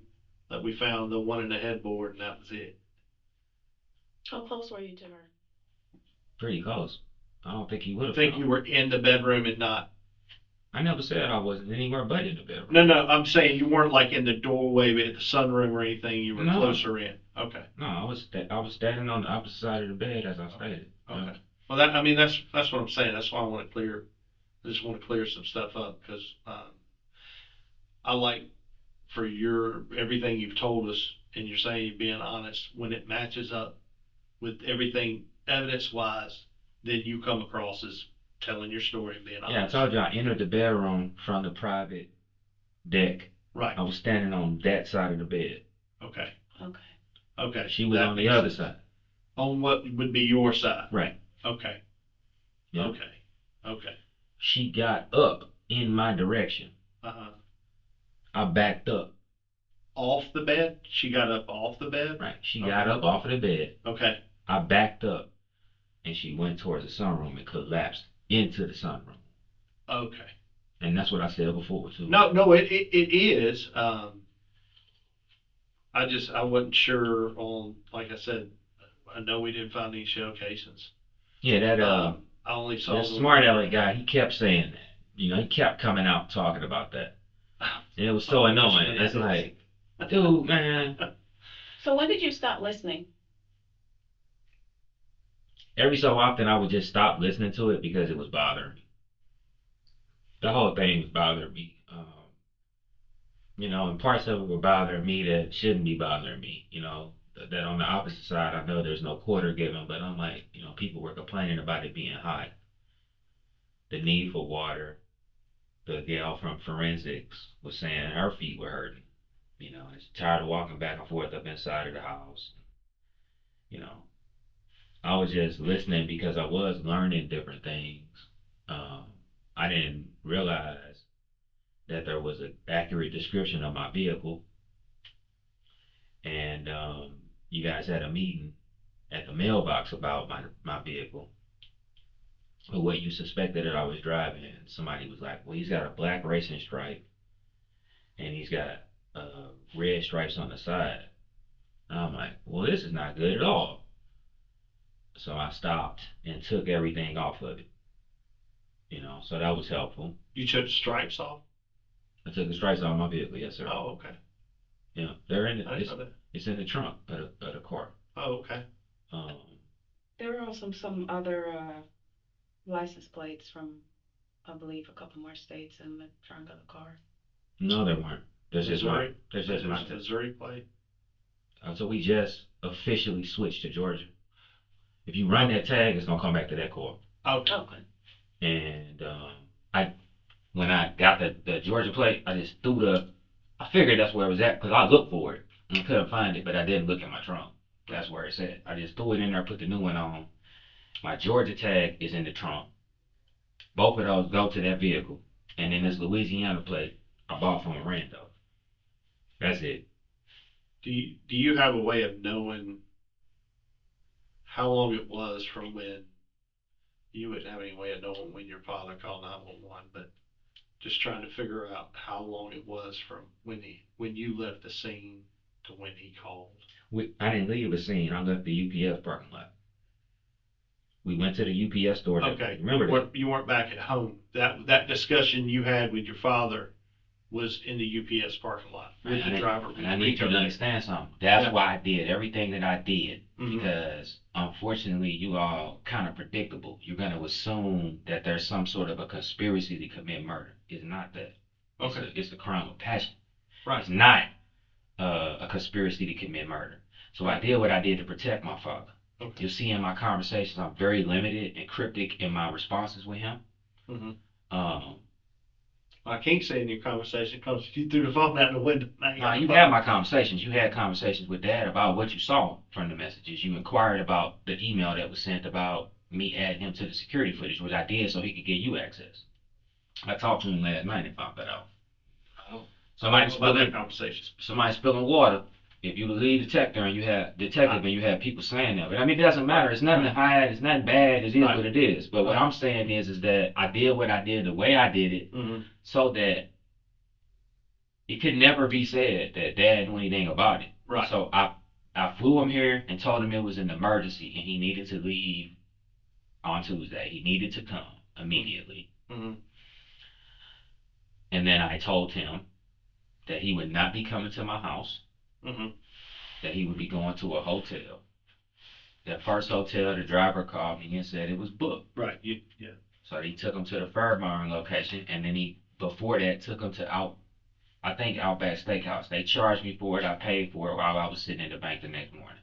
Mm-hmm. The first time I saw Daddy in the city was yesterday morning, and it was at PNC Bank.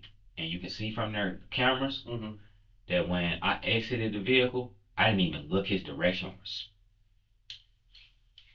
I didn't even speak to the man. I just walked in the bank and started interacting with my business in there because I knew that if I talked to him, that it would be perceived that I'm telling him something. He didn't know what documents we were signing. He found out what documents we were signing when after I withdrew money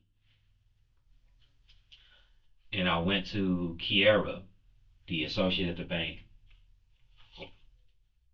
and asked her to notarize it. She said, I can't notarize a last will and testament and I can't notarize a power of attorney. It's against our policies, but you can go to the UPS store.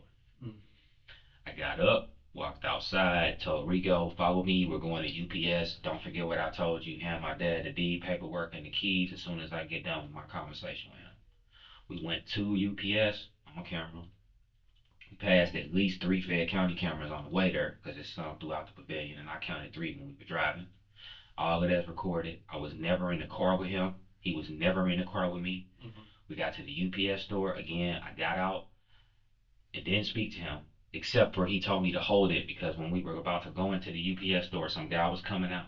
So he made me hold it so I could open the door for the man. Then we went in there, we signed the paperwork. I made them send him a digital copy of it, and I gave him the hard copy. And then I said, I'm about to tell you something. And when I get through telling you, you must dial 911 before you leave this lot. That's exactly what I said to him. I helped him get into the Sprinter. He sat in the Sprinter. I never stood inside of the Sprinter. I looked up through the portal and I told Rico, at this point, what I need for you to do is just earnestly listen to what is about to be said. And you're going to be questioned about it. And I want you to tell the truth. Tell the truth about what you did. That you picked up Mr. Hardin Sr. from the airport. That you took him to get something to eat. That you took him to a hotel. That you picked him up from that same hotel the next morning. That you took him to PNC Bank. And that you just took him to UPS. And now I'm going to tell you something foul. And then I told him what happened. He broke down crying. And his immediate thing was, what are you going to do? And I said, Dad, you cannot focus on that right now. You got to focus on our children. You got to focus on my boys. You cannot focus on me. Do not focus on me and her. Focus on the children. That's the only thing that's important at this point. And I thought I had him in a place where he was going to be able to continue talking to me, but I abruptly ended the conversation because the man broke down crying. It was so bad that Rico got out of the driver's seat and came and got in the back with him and started hugging him. He was strange. He was hugging him, you know. And I couldn't bear to look at that, so I just turned around. I closed the door to the Sprinter, and as I was closing it, I said, Rico, make sure that he dials 911 the second that he can talk. And he said, okay. And I closed the door, got in my car, and pulled off. You don't remember about what time it was? No, I do. It was about 10 in the morning. Okay. We were at the bank until about 9:47. We didn't get the call until after 11. Yeah, so That's the reason. about 10 in the morning. Maybe he sat there for 30 minutes to an hour. Just check. We will. We will. I told you exactly where I was at. Like I said, some of the things you're saying, yes, and it helps out to corroborate that. If you tell me we're at the UPS store and I don't know a time frame, then I got to look at all of it. Where if you say I think we were there around 10, I can start my search more focused. You see what I'm saying? Yeah, I get what you're saying. I know what you got to do. Was the trip west? Was the idea just to get like to Mexico, keep riding? Were you gonna go to California? I wasn't sure what I was going to do. Plan? I didn't have no plan. I just knew that I didn't know what I wanted to do, and until I found out, my head was spinning. And I hope you can understand that it's a lot that I have done. Sure. You've seen my home.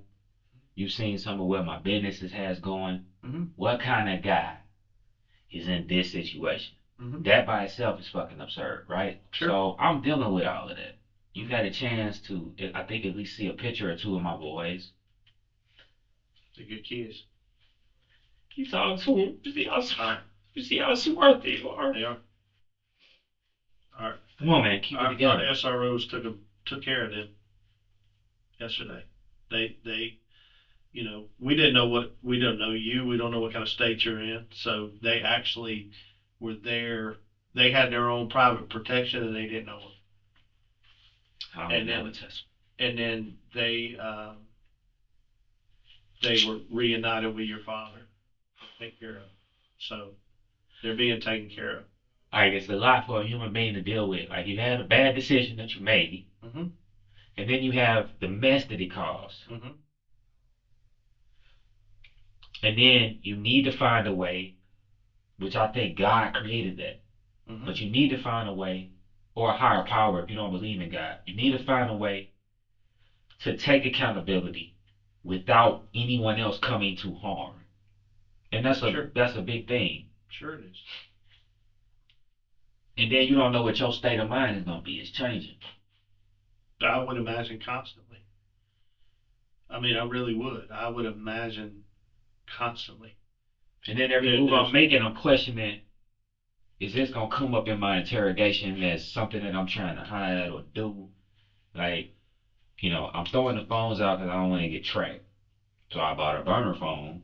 I didn't really want to call anybody on my business phone until the first call I made was to him. And I actually was using that phone just so I could have internet, so I could GPS my way out of Georgia. And the reason I was trying to GPS my way out of Georgia is because I know as long as I sit in Georgia, I'm being recorded. Because Georgia is a state that records an awful lot. And I'm like, whatever decision I make, I don't want to make it here because I'm going to be recorded and they're going to be upon me before I have decided what I want to do. Um,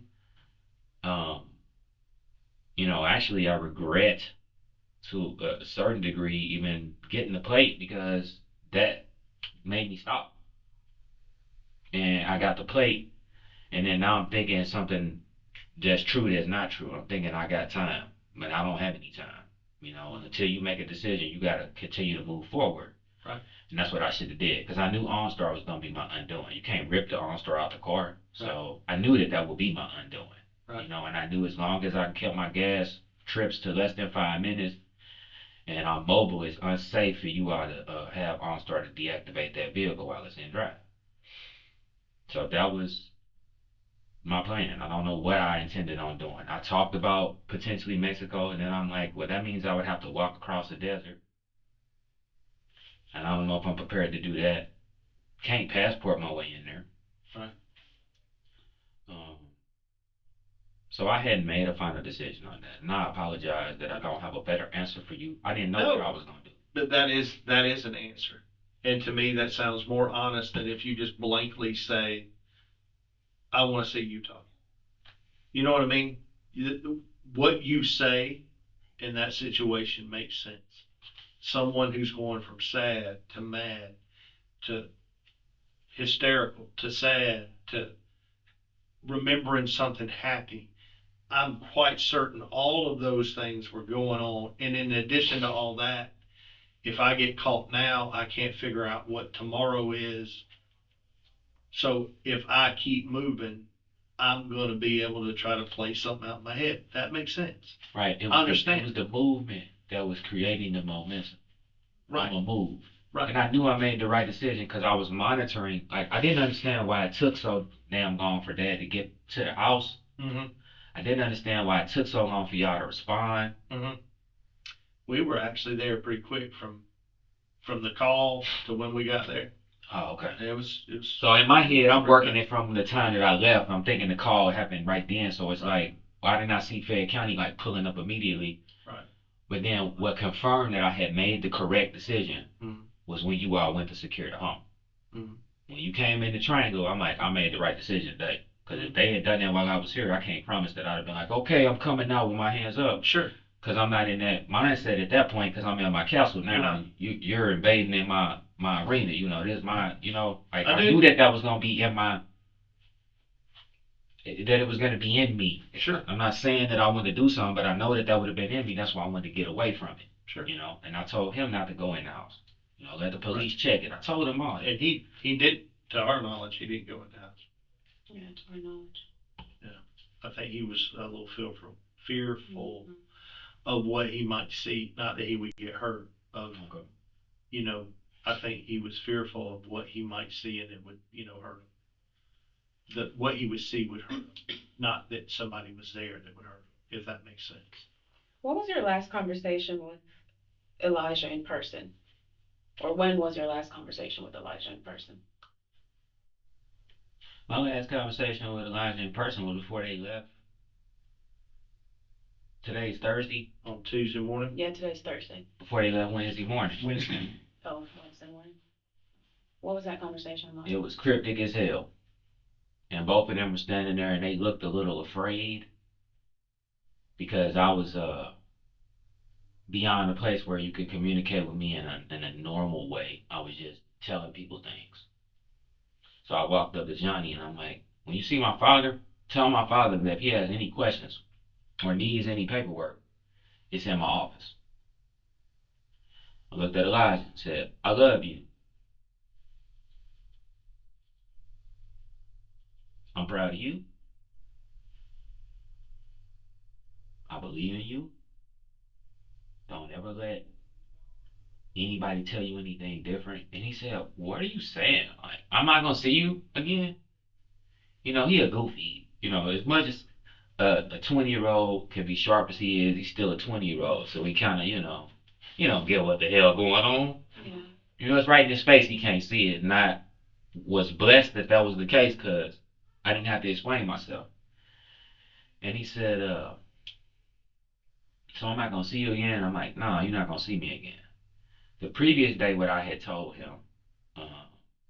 had told him that his auntie would never come back if I didn't leave and stay gone. So that's the understanding that he was working under, and I also said that to him verbally. Um, so when I said that to him that next day, that was a follow up to that conversation where I was saying, I'm about to leave, you're never gonna see me again. You know, so that way this situation can continue. Make sure the kids is good. You know, I was giving him instructions about that, about the business. I told him you make sure when you're I gave him as much password information as I could give him, login information so he could log into the systems. I told him to make sure that when he's on his way to a customer's house that he sends them the on the way text, that he invoices immediately so he doesn't get screwed and not get paid. You know, that he drives carefully and safely in the vehicles, remembering to lock down the ladders, like that sort of stuff is what we were talking about. We did that all on camera. Like, and although there's no audio on that side of the house, you can see me pointing and saying, like, here's where stuff's at. Here the keys are for this. Like I'm just giving them, and then they left. Gave I gave both of them hugs, told them that I love them. They pulled off, and then I stood there and I think I smoked a cigar and then went and met Dad. So that was my last conversation with him, just telling him I loved them and giving him instructions. And it was cryptic. He was confused. After they left, I think he texted me. You have his phone, and he said, "I'm fearful," or something to that effect. But I will make you proud. So he sensed there was something fucked up going on, but um, there was no way that I would have told him what that was because I knew that it would have broken. Did one of you personally tell him what happened, or did Daddy I do did that? not. I think your dad probably did because I haven't spoken to him.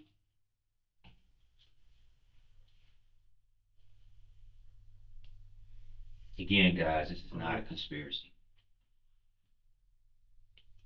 Their No, reactions. I mean, it didn't seem like something was planned out for weeks and weeks or anything like that. It just, There's some shit that's all of a sudden occurring, and you just like making decisions, and they're not good decisions, but decisions are being made, and they're being made because of this panic state of mind that you in, and it's only tied to the children. You know what I'm saying? It says, yeah. I can't let the kids see this. I can't let these kids see nothing like this. I can't let them see anything that would suggest some foul shit. Kenny asked about the door, and I was like, all the doors just fell out. And he's so smart. He said, doors fall, the window glass will fall out like that, Dad? And I'm like, yeah, sometime. You see, it's plastic, you know? Yeah. I know there's probably gonna be issue with that. All you gotta do is go into that DVR and go into between 10 and 12, and you're gonna see she took a foot and kicked down that Is door. that 10 and 12 PM. this Monday night? Monday night. Okay, so the door incident happened Monday night too. Yeah. And I ain't trying to be insulting, but Yeah. y'all listening to me, right? No, Like, that's all that stuff happened. You said a lot of You stuff. said a I'm lot of sorry. stuff. I'm sorry. And we just let you talk. Yeah. We haven't interrupted you, so Yeah. Yeah, we're just confirming. we're just confirming because I thought that was a separate incident. Mm-mm. Okay. We guessed on the lock, on the door though. When the first time, I don't think we knew, and the door shut, and all of a sudden it said zzz, and it locked. I said, oh, somebody locked themselves out. And we guessed on that part. Yeah. But see, the bottom lock was the problem. Because the top lock of all of those locks like that is gonna lock automatically. We have a key, so late at night we can unlock it. True. So that when we do use our thumb or the code, we can still get in. If you look at the sunroom footage, you gonna hear me saying that to her. Like, use your damn key. Like, I'm standing on the private side. I'm like, I ain't antagonizing you. I'm not locking you out. Use your fucking key. Like, I said, Elijah's outside. How do you think he got outside? Like, it's access. And then the motion of her kicking the van. I'm like, what the fuck, man? So, no, that's all there. Did did you have any conversation with the kids about where Carrie was? Nope, not a single one. Did they ask anything? Nope. And that was a blessing. Part of it is that I didn't allow space. So I got them up at 6. Kingston had to be on the bus at 6:30. Got them up, told them I love them, asked them how they slept, and immediately started on that. When he was done, I handed him a granola bar, which he was pretty distracted and excited about, and that carried us through until I got him off to school. Um, it was a heroin feat for a father in this scenario, because I did not want to be faced with that question, and I did what I needed to do, communicating wise, to keep them from even thinking about it. It's just another day. Maybe mom's still asleep. And dad's taking us today, and it's all good. Like, and I'm glad it worked out that way. Tuesday night, were you at the house? Did you spend the night at the house Tuesday night? Yep, yep, and the boys did too. Yep, and I kept that door closed. I stayed out of the room until I ate. I ate 2 slices of pizza, and I took a shower. And I was saying to myself, this could be my final shower. I took an oxy, and then I went to sleep. Elijah got the boys from school that day, and I ordered them pizza, and I stayed away from the boys so that I didn't run upon them and end up with the questions of like. So they didn't see you Tuesday when they got back from school? They saw me a few times, but they didn't see me at length. Okay. Um, Kingston saw me in the movie theater because he was playing the game. Uh, Johnny and him have a great relationship like that, where they just sit and play Tekken. Because Johnny's kind of a kid in a lot of ways. So they were playing Tekken. I hugged him, and I kissed him on his forehead. And Kingston said, "You." Like when I kissed him on his forehead. And I went upstairs. Kenny was asleep. That was at about 7 something.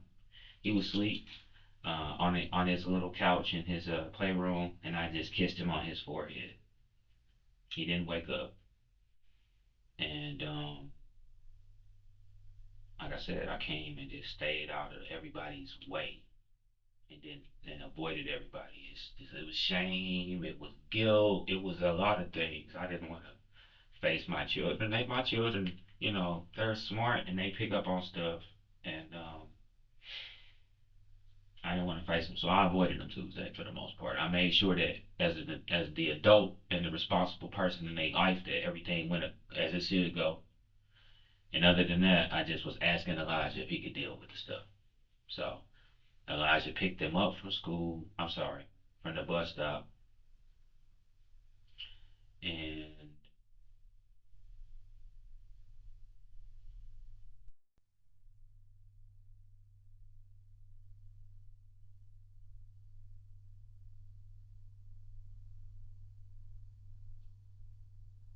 I'm sorry, I'm trying to think if Elijah took them to school yesterday morning to the bus stop, or if I did. And for some reason, I'm drawing a blank.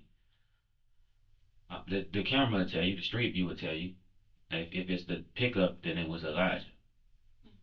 I'm fairly certain it was Elijah, because in order for me to have come up there, I had already packed my car, so it had to have been Elijah. So Elijah took them to school. I'm sorry, to the bus stop. It's at the end of the street. Wednesday morning, so I didn't even see the kids, and that's on purpose because, like I said, I was trying not to face them and get that question. Yeah.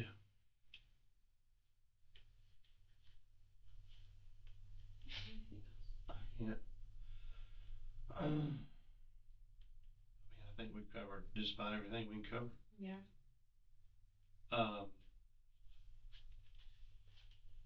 Is there anybody that you have the number of that we can call on Carrie's behalf? They're pretty estranged from her mother. What about her dad? Is her dad still alive or? He's been deceased since before we got married. The brother committed suicide. Hmm. It's a closed loop. It's just Elijah. And if Elijah knows, he told his brother. Um, I spoke to his mother a little bit. Was that John? Is that the one you are calling Johnny that we saw out in the cul-de-sac? That might With, be that John. had the mom on the speakerphone? that's Elijah. No, Elijah was in the work truck. No, Johnny was with Elijah. This is somebody else. Okay.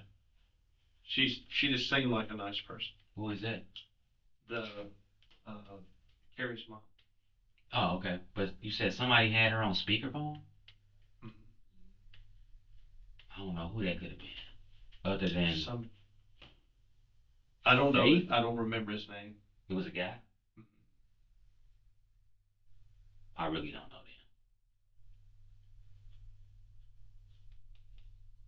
that. He seemed very nice. Like I said, her mom, Carrie's mom, seemed very nice. I Oh, so mean, you know when last they talked or what that relationship was like? Yeah, it's been super rocky. They don't talk a lot. No,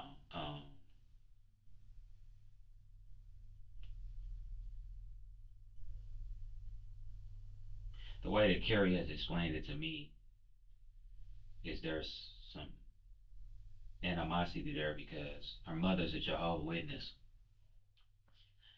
and the way that they're operating in that rural town, they're everything's end times, so they're not. She wasn't letting Carrie talk to anybody, including her family members. So Carrie was kind of blaming her for what happened to Adrian, her brother. She says you take these mixed kids and you move to, you know, one of the most racist towns we have in Missouri because they fly the Confederate flag and the KKK emblems and stuff freely. And that's fine. Freedom of speech is what it is. Those people can do that. But you're going to try to raise mixed kids in that environment. And Adrian, he's dealing with substance. You're going to have him down there and you're thinking that's going to work out. So there's blame there. And so the relationship has been real rocky. What's interesting, though, is that within the past week or two, they have had a conversation about her mother potentially coming here for the very first time. And what Carrie said to me was, I said, when is your mother coming? That woman ain't gonna come. But I know they had at least had the conversation about it. We joked with Elijah.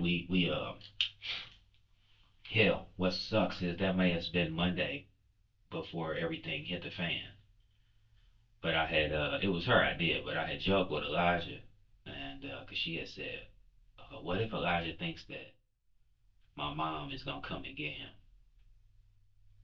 And I'm like, yeah, let's fuck with him a little bit. So he was in there washing dishes. I'm like, Elijah, I gotta tell you something. So he came to the door. It's like, yes, sir. I'm like, you gonna have all your bags packed by the time your grandmother gets here? And he's like, for what? And I'm like, you're going with her. Like, she's coming to get you.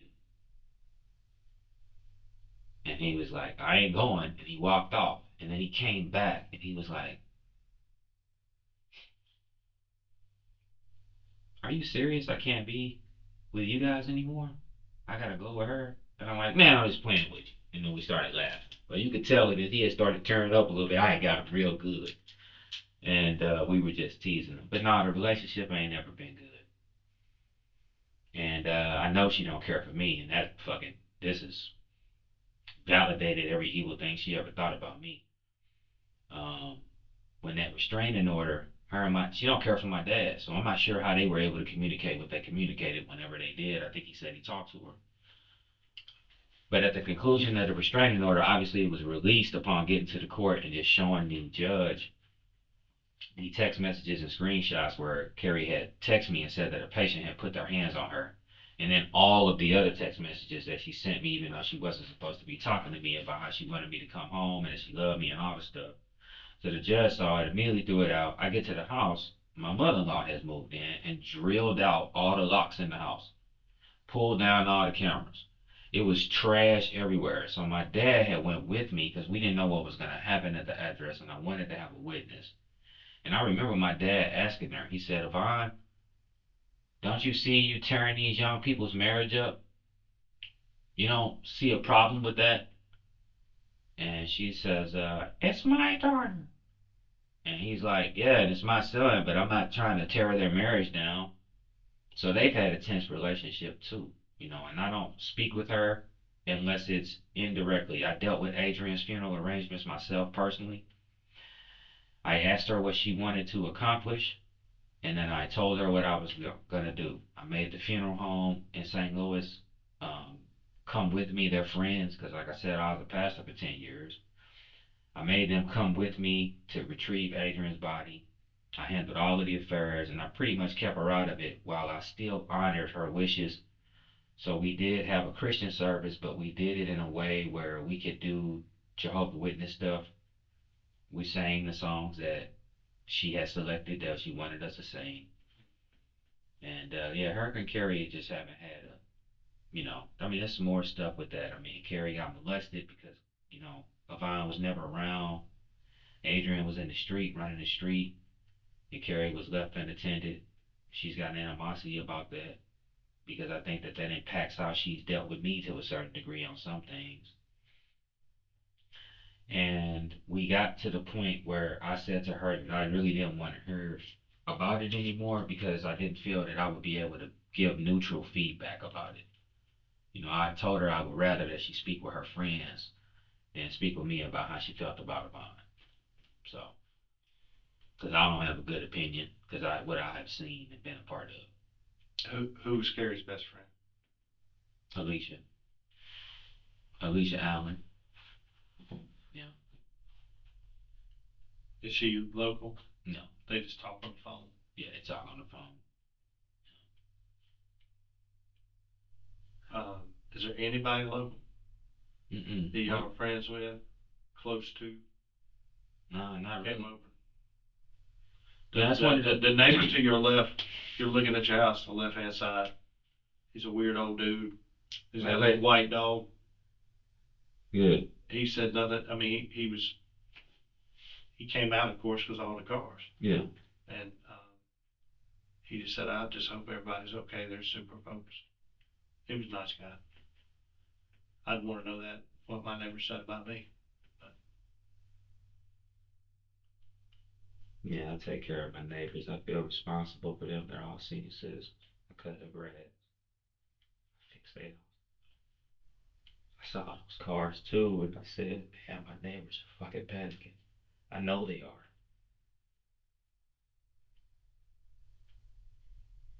Well, nobody came out shaking their fist saying I knew it. You're not gonna find them. Nobody. You know what I'm saying?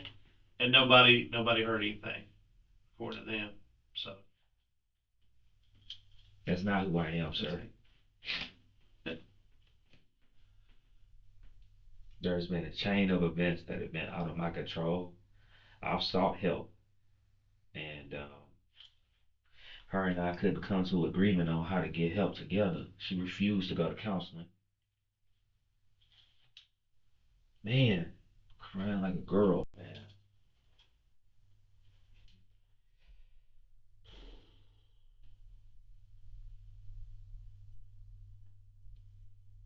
All right. Anything else you can think of? Can I ask a few questions since you're done with me? Sure. If I can answer them, I'll be up. You need to process my call. So you're gonna take it to Georgia, right? Why do I need to process your car? Did something criminal happen in it? No, it's just And you cleaned up after Monday night between when you left on Wednesday. I'm guessing you didn't have on the same clothes. no. I took a shower. So right after you shot Carrie, you didn't go get in the car.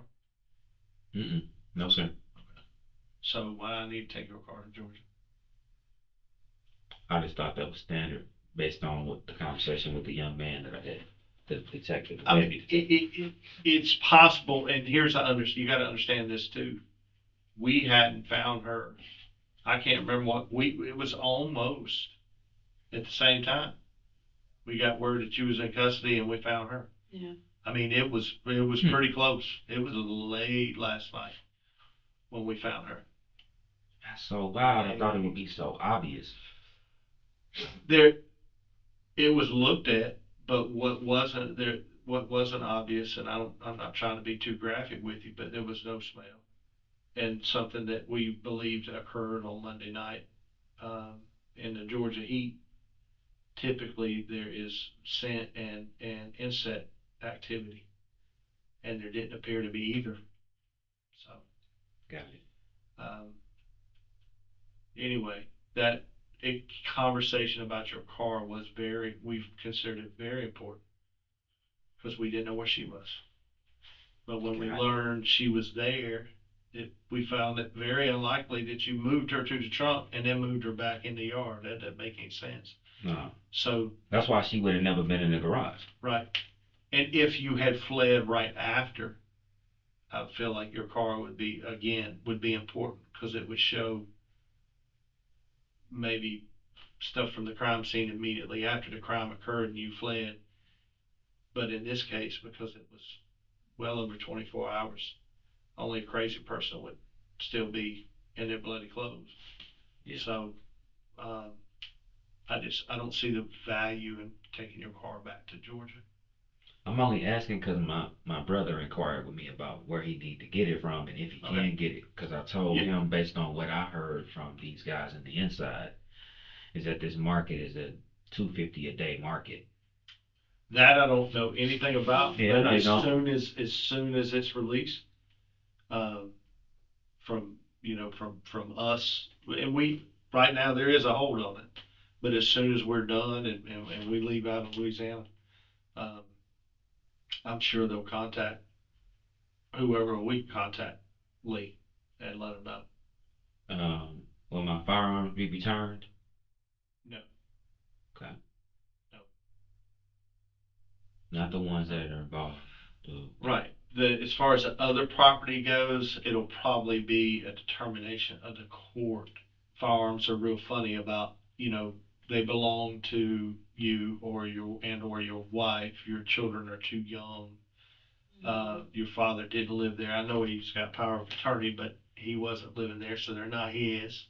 Um, they're not Elijah's. We're real funny about giving guns back. Okay. It doesn't mean it's not going to happen because the DA, the district attorney, may say the case is done, we're over, family can have all property back except obviously the Smith and Wesson would never.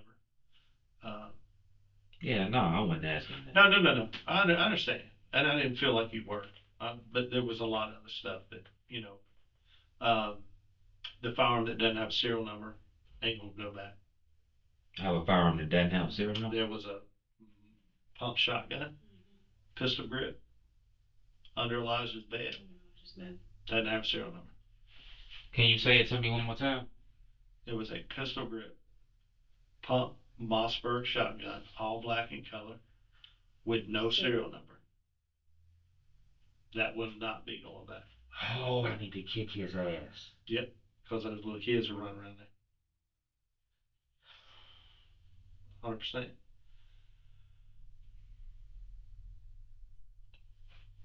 I'm sorry. I hope that you see No. this authentic reaction. Every gun that I have a serial number on it, and the paperwork for every firearm that I have is either in that safe or in my office. It's yellow papers. Right. They were all bought almost damn near from the same place, Metro Shooting Supply. Sure. I know the owner. You can call him, verify every single gun that I have purchased. I do not No, I play with agree it. with you. I agree with you. We were told That's the only there was one that one we firearm found collected that was the only one. yeah, that looked shady. So, and it wasn't with your stuff. So I believe you. I believe you. And Elijah's room, when you go up the stairs, is that to the left or to the right? Left. Okay, that's the first room on the left. Yeah. And it's next to the kids. It's adjacent to the kids, what he's saying. That's where it was. It was under his bed. Yeah, that's bullshit. My boys play around there. Yeah. Elijah. Gotta grow up. He gotta grow up now for sure. Yep. I hope that this conversation has helped to, I'm not trying to paint myself any kind of way, but I hope it provides enough clarity to put some of this suspicion about what I've done and why to bed, so that it doesn't bring additional harm to my family members. And I understand what you're saying, and it's a very noble and righteous I ain't cause trying to to be try that. to spare the family. I get that. Um, I don't think any reason it's gonna be completely understood by everybody. You know Oh, what I I'm mean? not asking it to be No. understood. I understand. You understand what I'm saying? I do. You're saying no families involved. You've Right. said that from the start. I get it. I don't know, like I said, knowing now the time frame of where you met your father and what you said to your father, I understand why there's a delay. I get it. He was overly distraught, and Rico. it makes no. And we'll confirm all that. We haven't What interviewed what Rico I'm yet. letting you know is it's plausible, it's believable, and I appreciate that. It doesn't sound crazy. Before it sounded malicious. You see what I'm saying? That's what was pissing me off, because that's how Sure. people were talking about Well, it. it sounded malicious. Wait a minute. You're telling me you knew this when and you didn't say nothing, and now all of a sudden there's a problem? Well, that's convenient because he ain't nowhere to be found. It initially that's how it looks here. That's how you guys were talking. What they hear in your explanation now, is it plausible? Sure it is. But most people don't think that way. Most people don't think, hey, what's a guy do after he shoots his wife and buries her and figures out a way that he's going to flee and he gets a power of attorney and do. Most people, it's a lot. You know what I mean? It's not a straight linear line of thinking. So I had to add a power of attorney because otherwise. it makes sense now. I'm saying there's certain things that don't. I realized that if I didn't get the power of attorney, it was going to be a shit show. Sure. I get it. Did you have any other questions? Is it just about the car?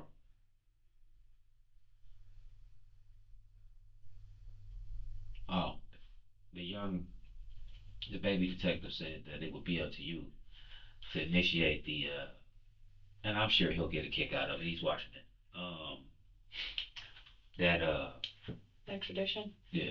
I heard you said you voiced that you want to come back to Georgia, so I figured more or less that that's where you were. You'll be given an option. It's completely not us. It's not something we do. That's handled between DA and DA. What they typically do is say, here is a waiver of extradition, meaning you waive it. Hey, I don't want to fight it. Let's just go. That'll be presented to you at what point in time? I don't know. I don't know Louisiana law.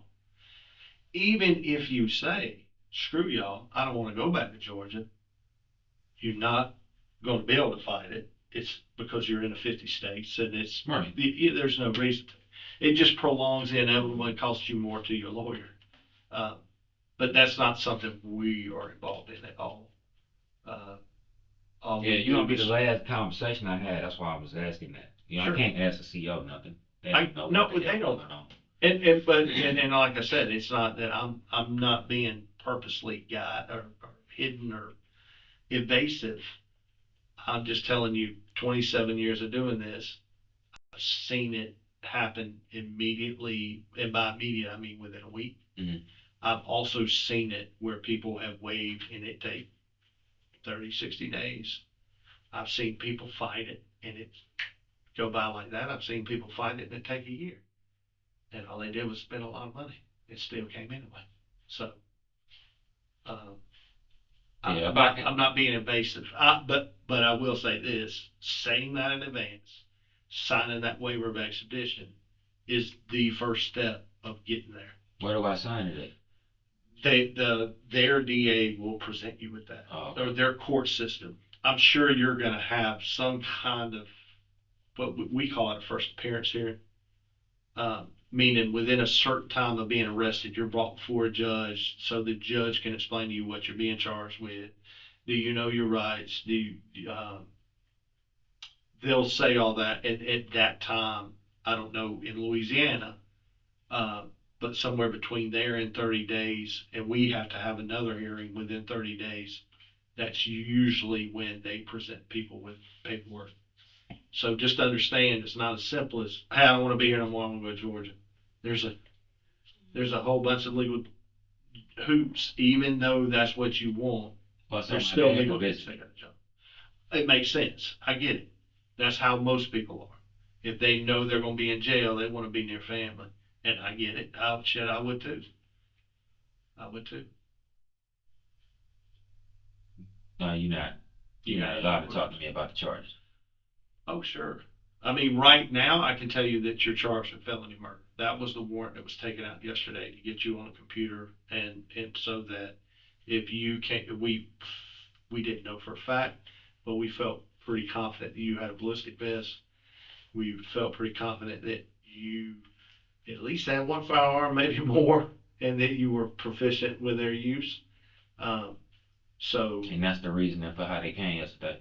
Because I was like, that's the reason what now. these guys came to that hotel like they did. That's 100% why. Okay. We put it out. We put it out nationally that you were armed and dangerous, Okay. considered extremely dangerous, and possibly had ballistic armor. Okay. And so, yeah, their SWAT team was activated. Okay. That's what that was about, you know. And it's like you said, you even have thoughts. Do I want to kill myself? Do I want to suicide by cop? Yeah. We know that's how people think when they're not in a right frame of mind. So, you know, the goal is to go home at night, no matter what. Yeah. That's Dad the goal. did a tremendous job with that. Yeah. But anyways, that's that's what was behind that. That bolo was put out nationwide. It's felony murder.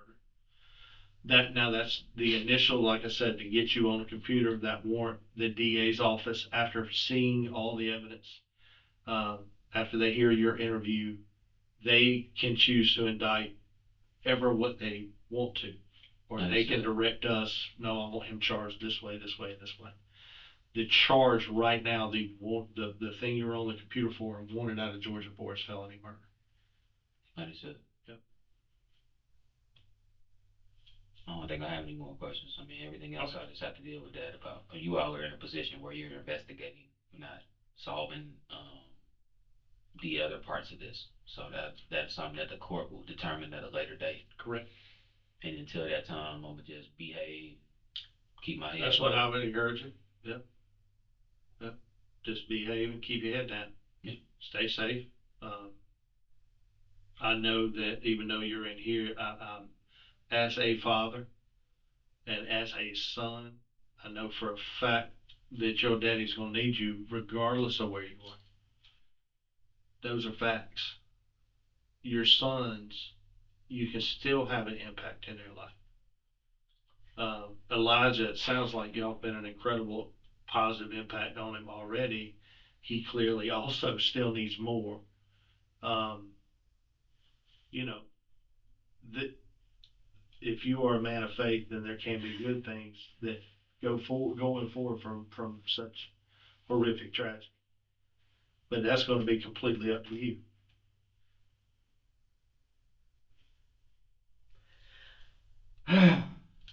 Man, I didn't know you were gonna lay that on me. Well, I ain't trying. Look, if I think you will agree, since we walked in the room, nothing but professional.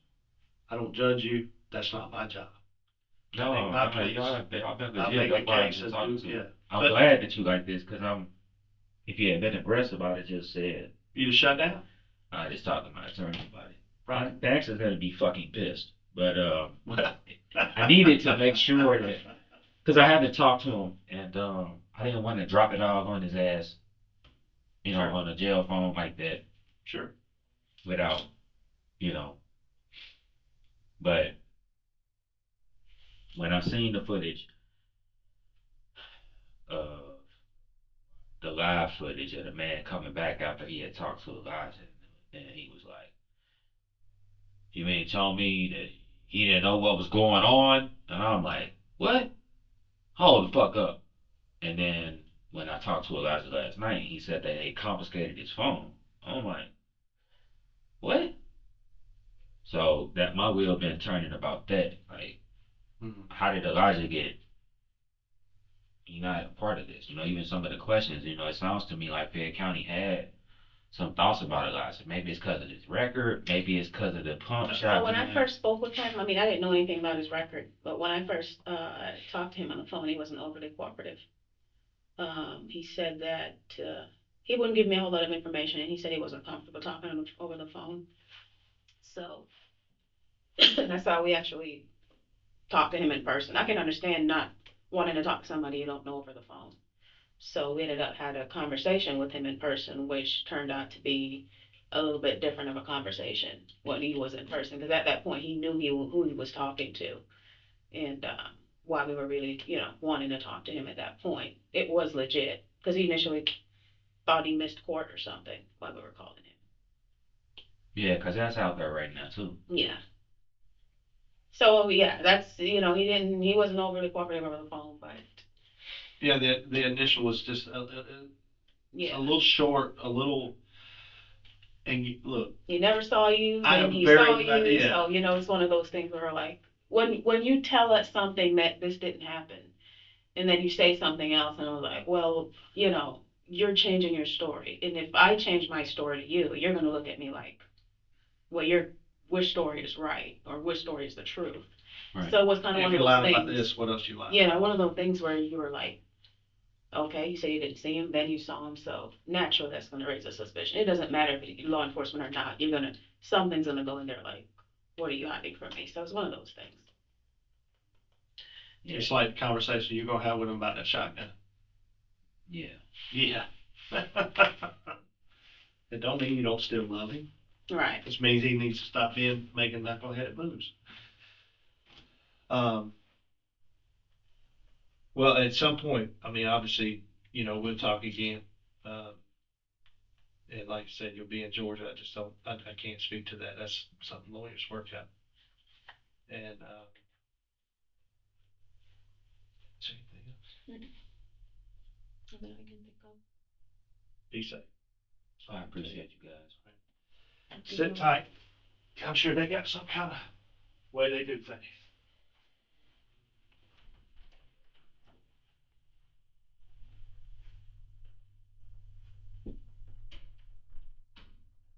Following the interrogation, Kenneth Hardin Jr. was extradited from Louisiana back to Georgia, where he faced prosecution in Fayette County for the killing of his wife, Carrie Hardin.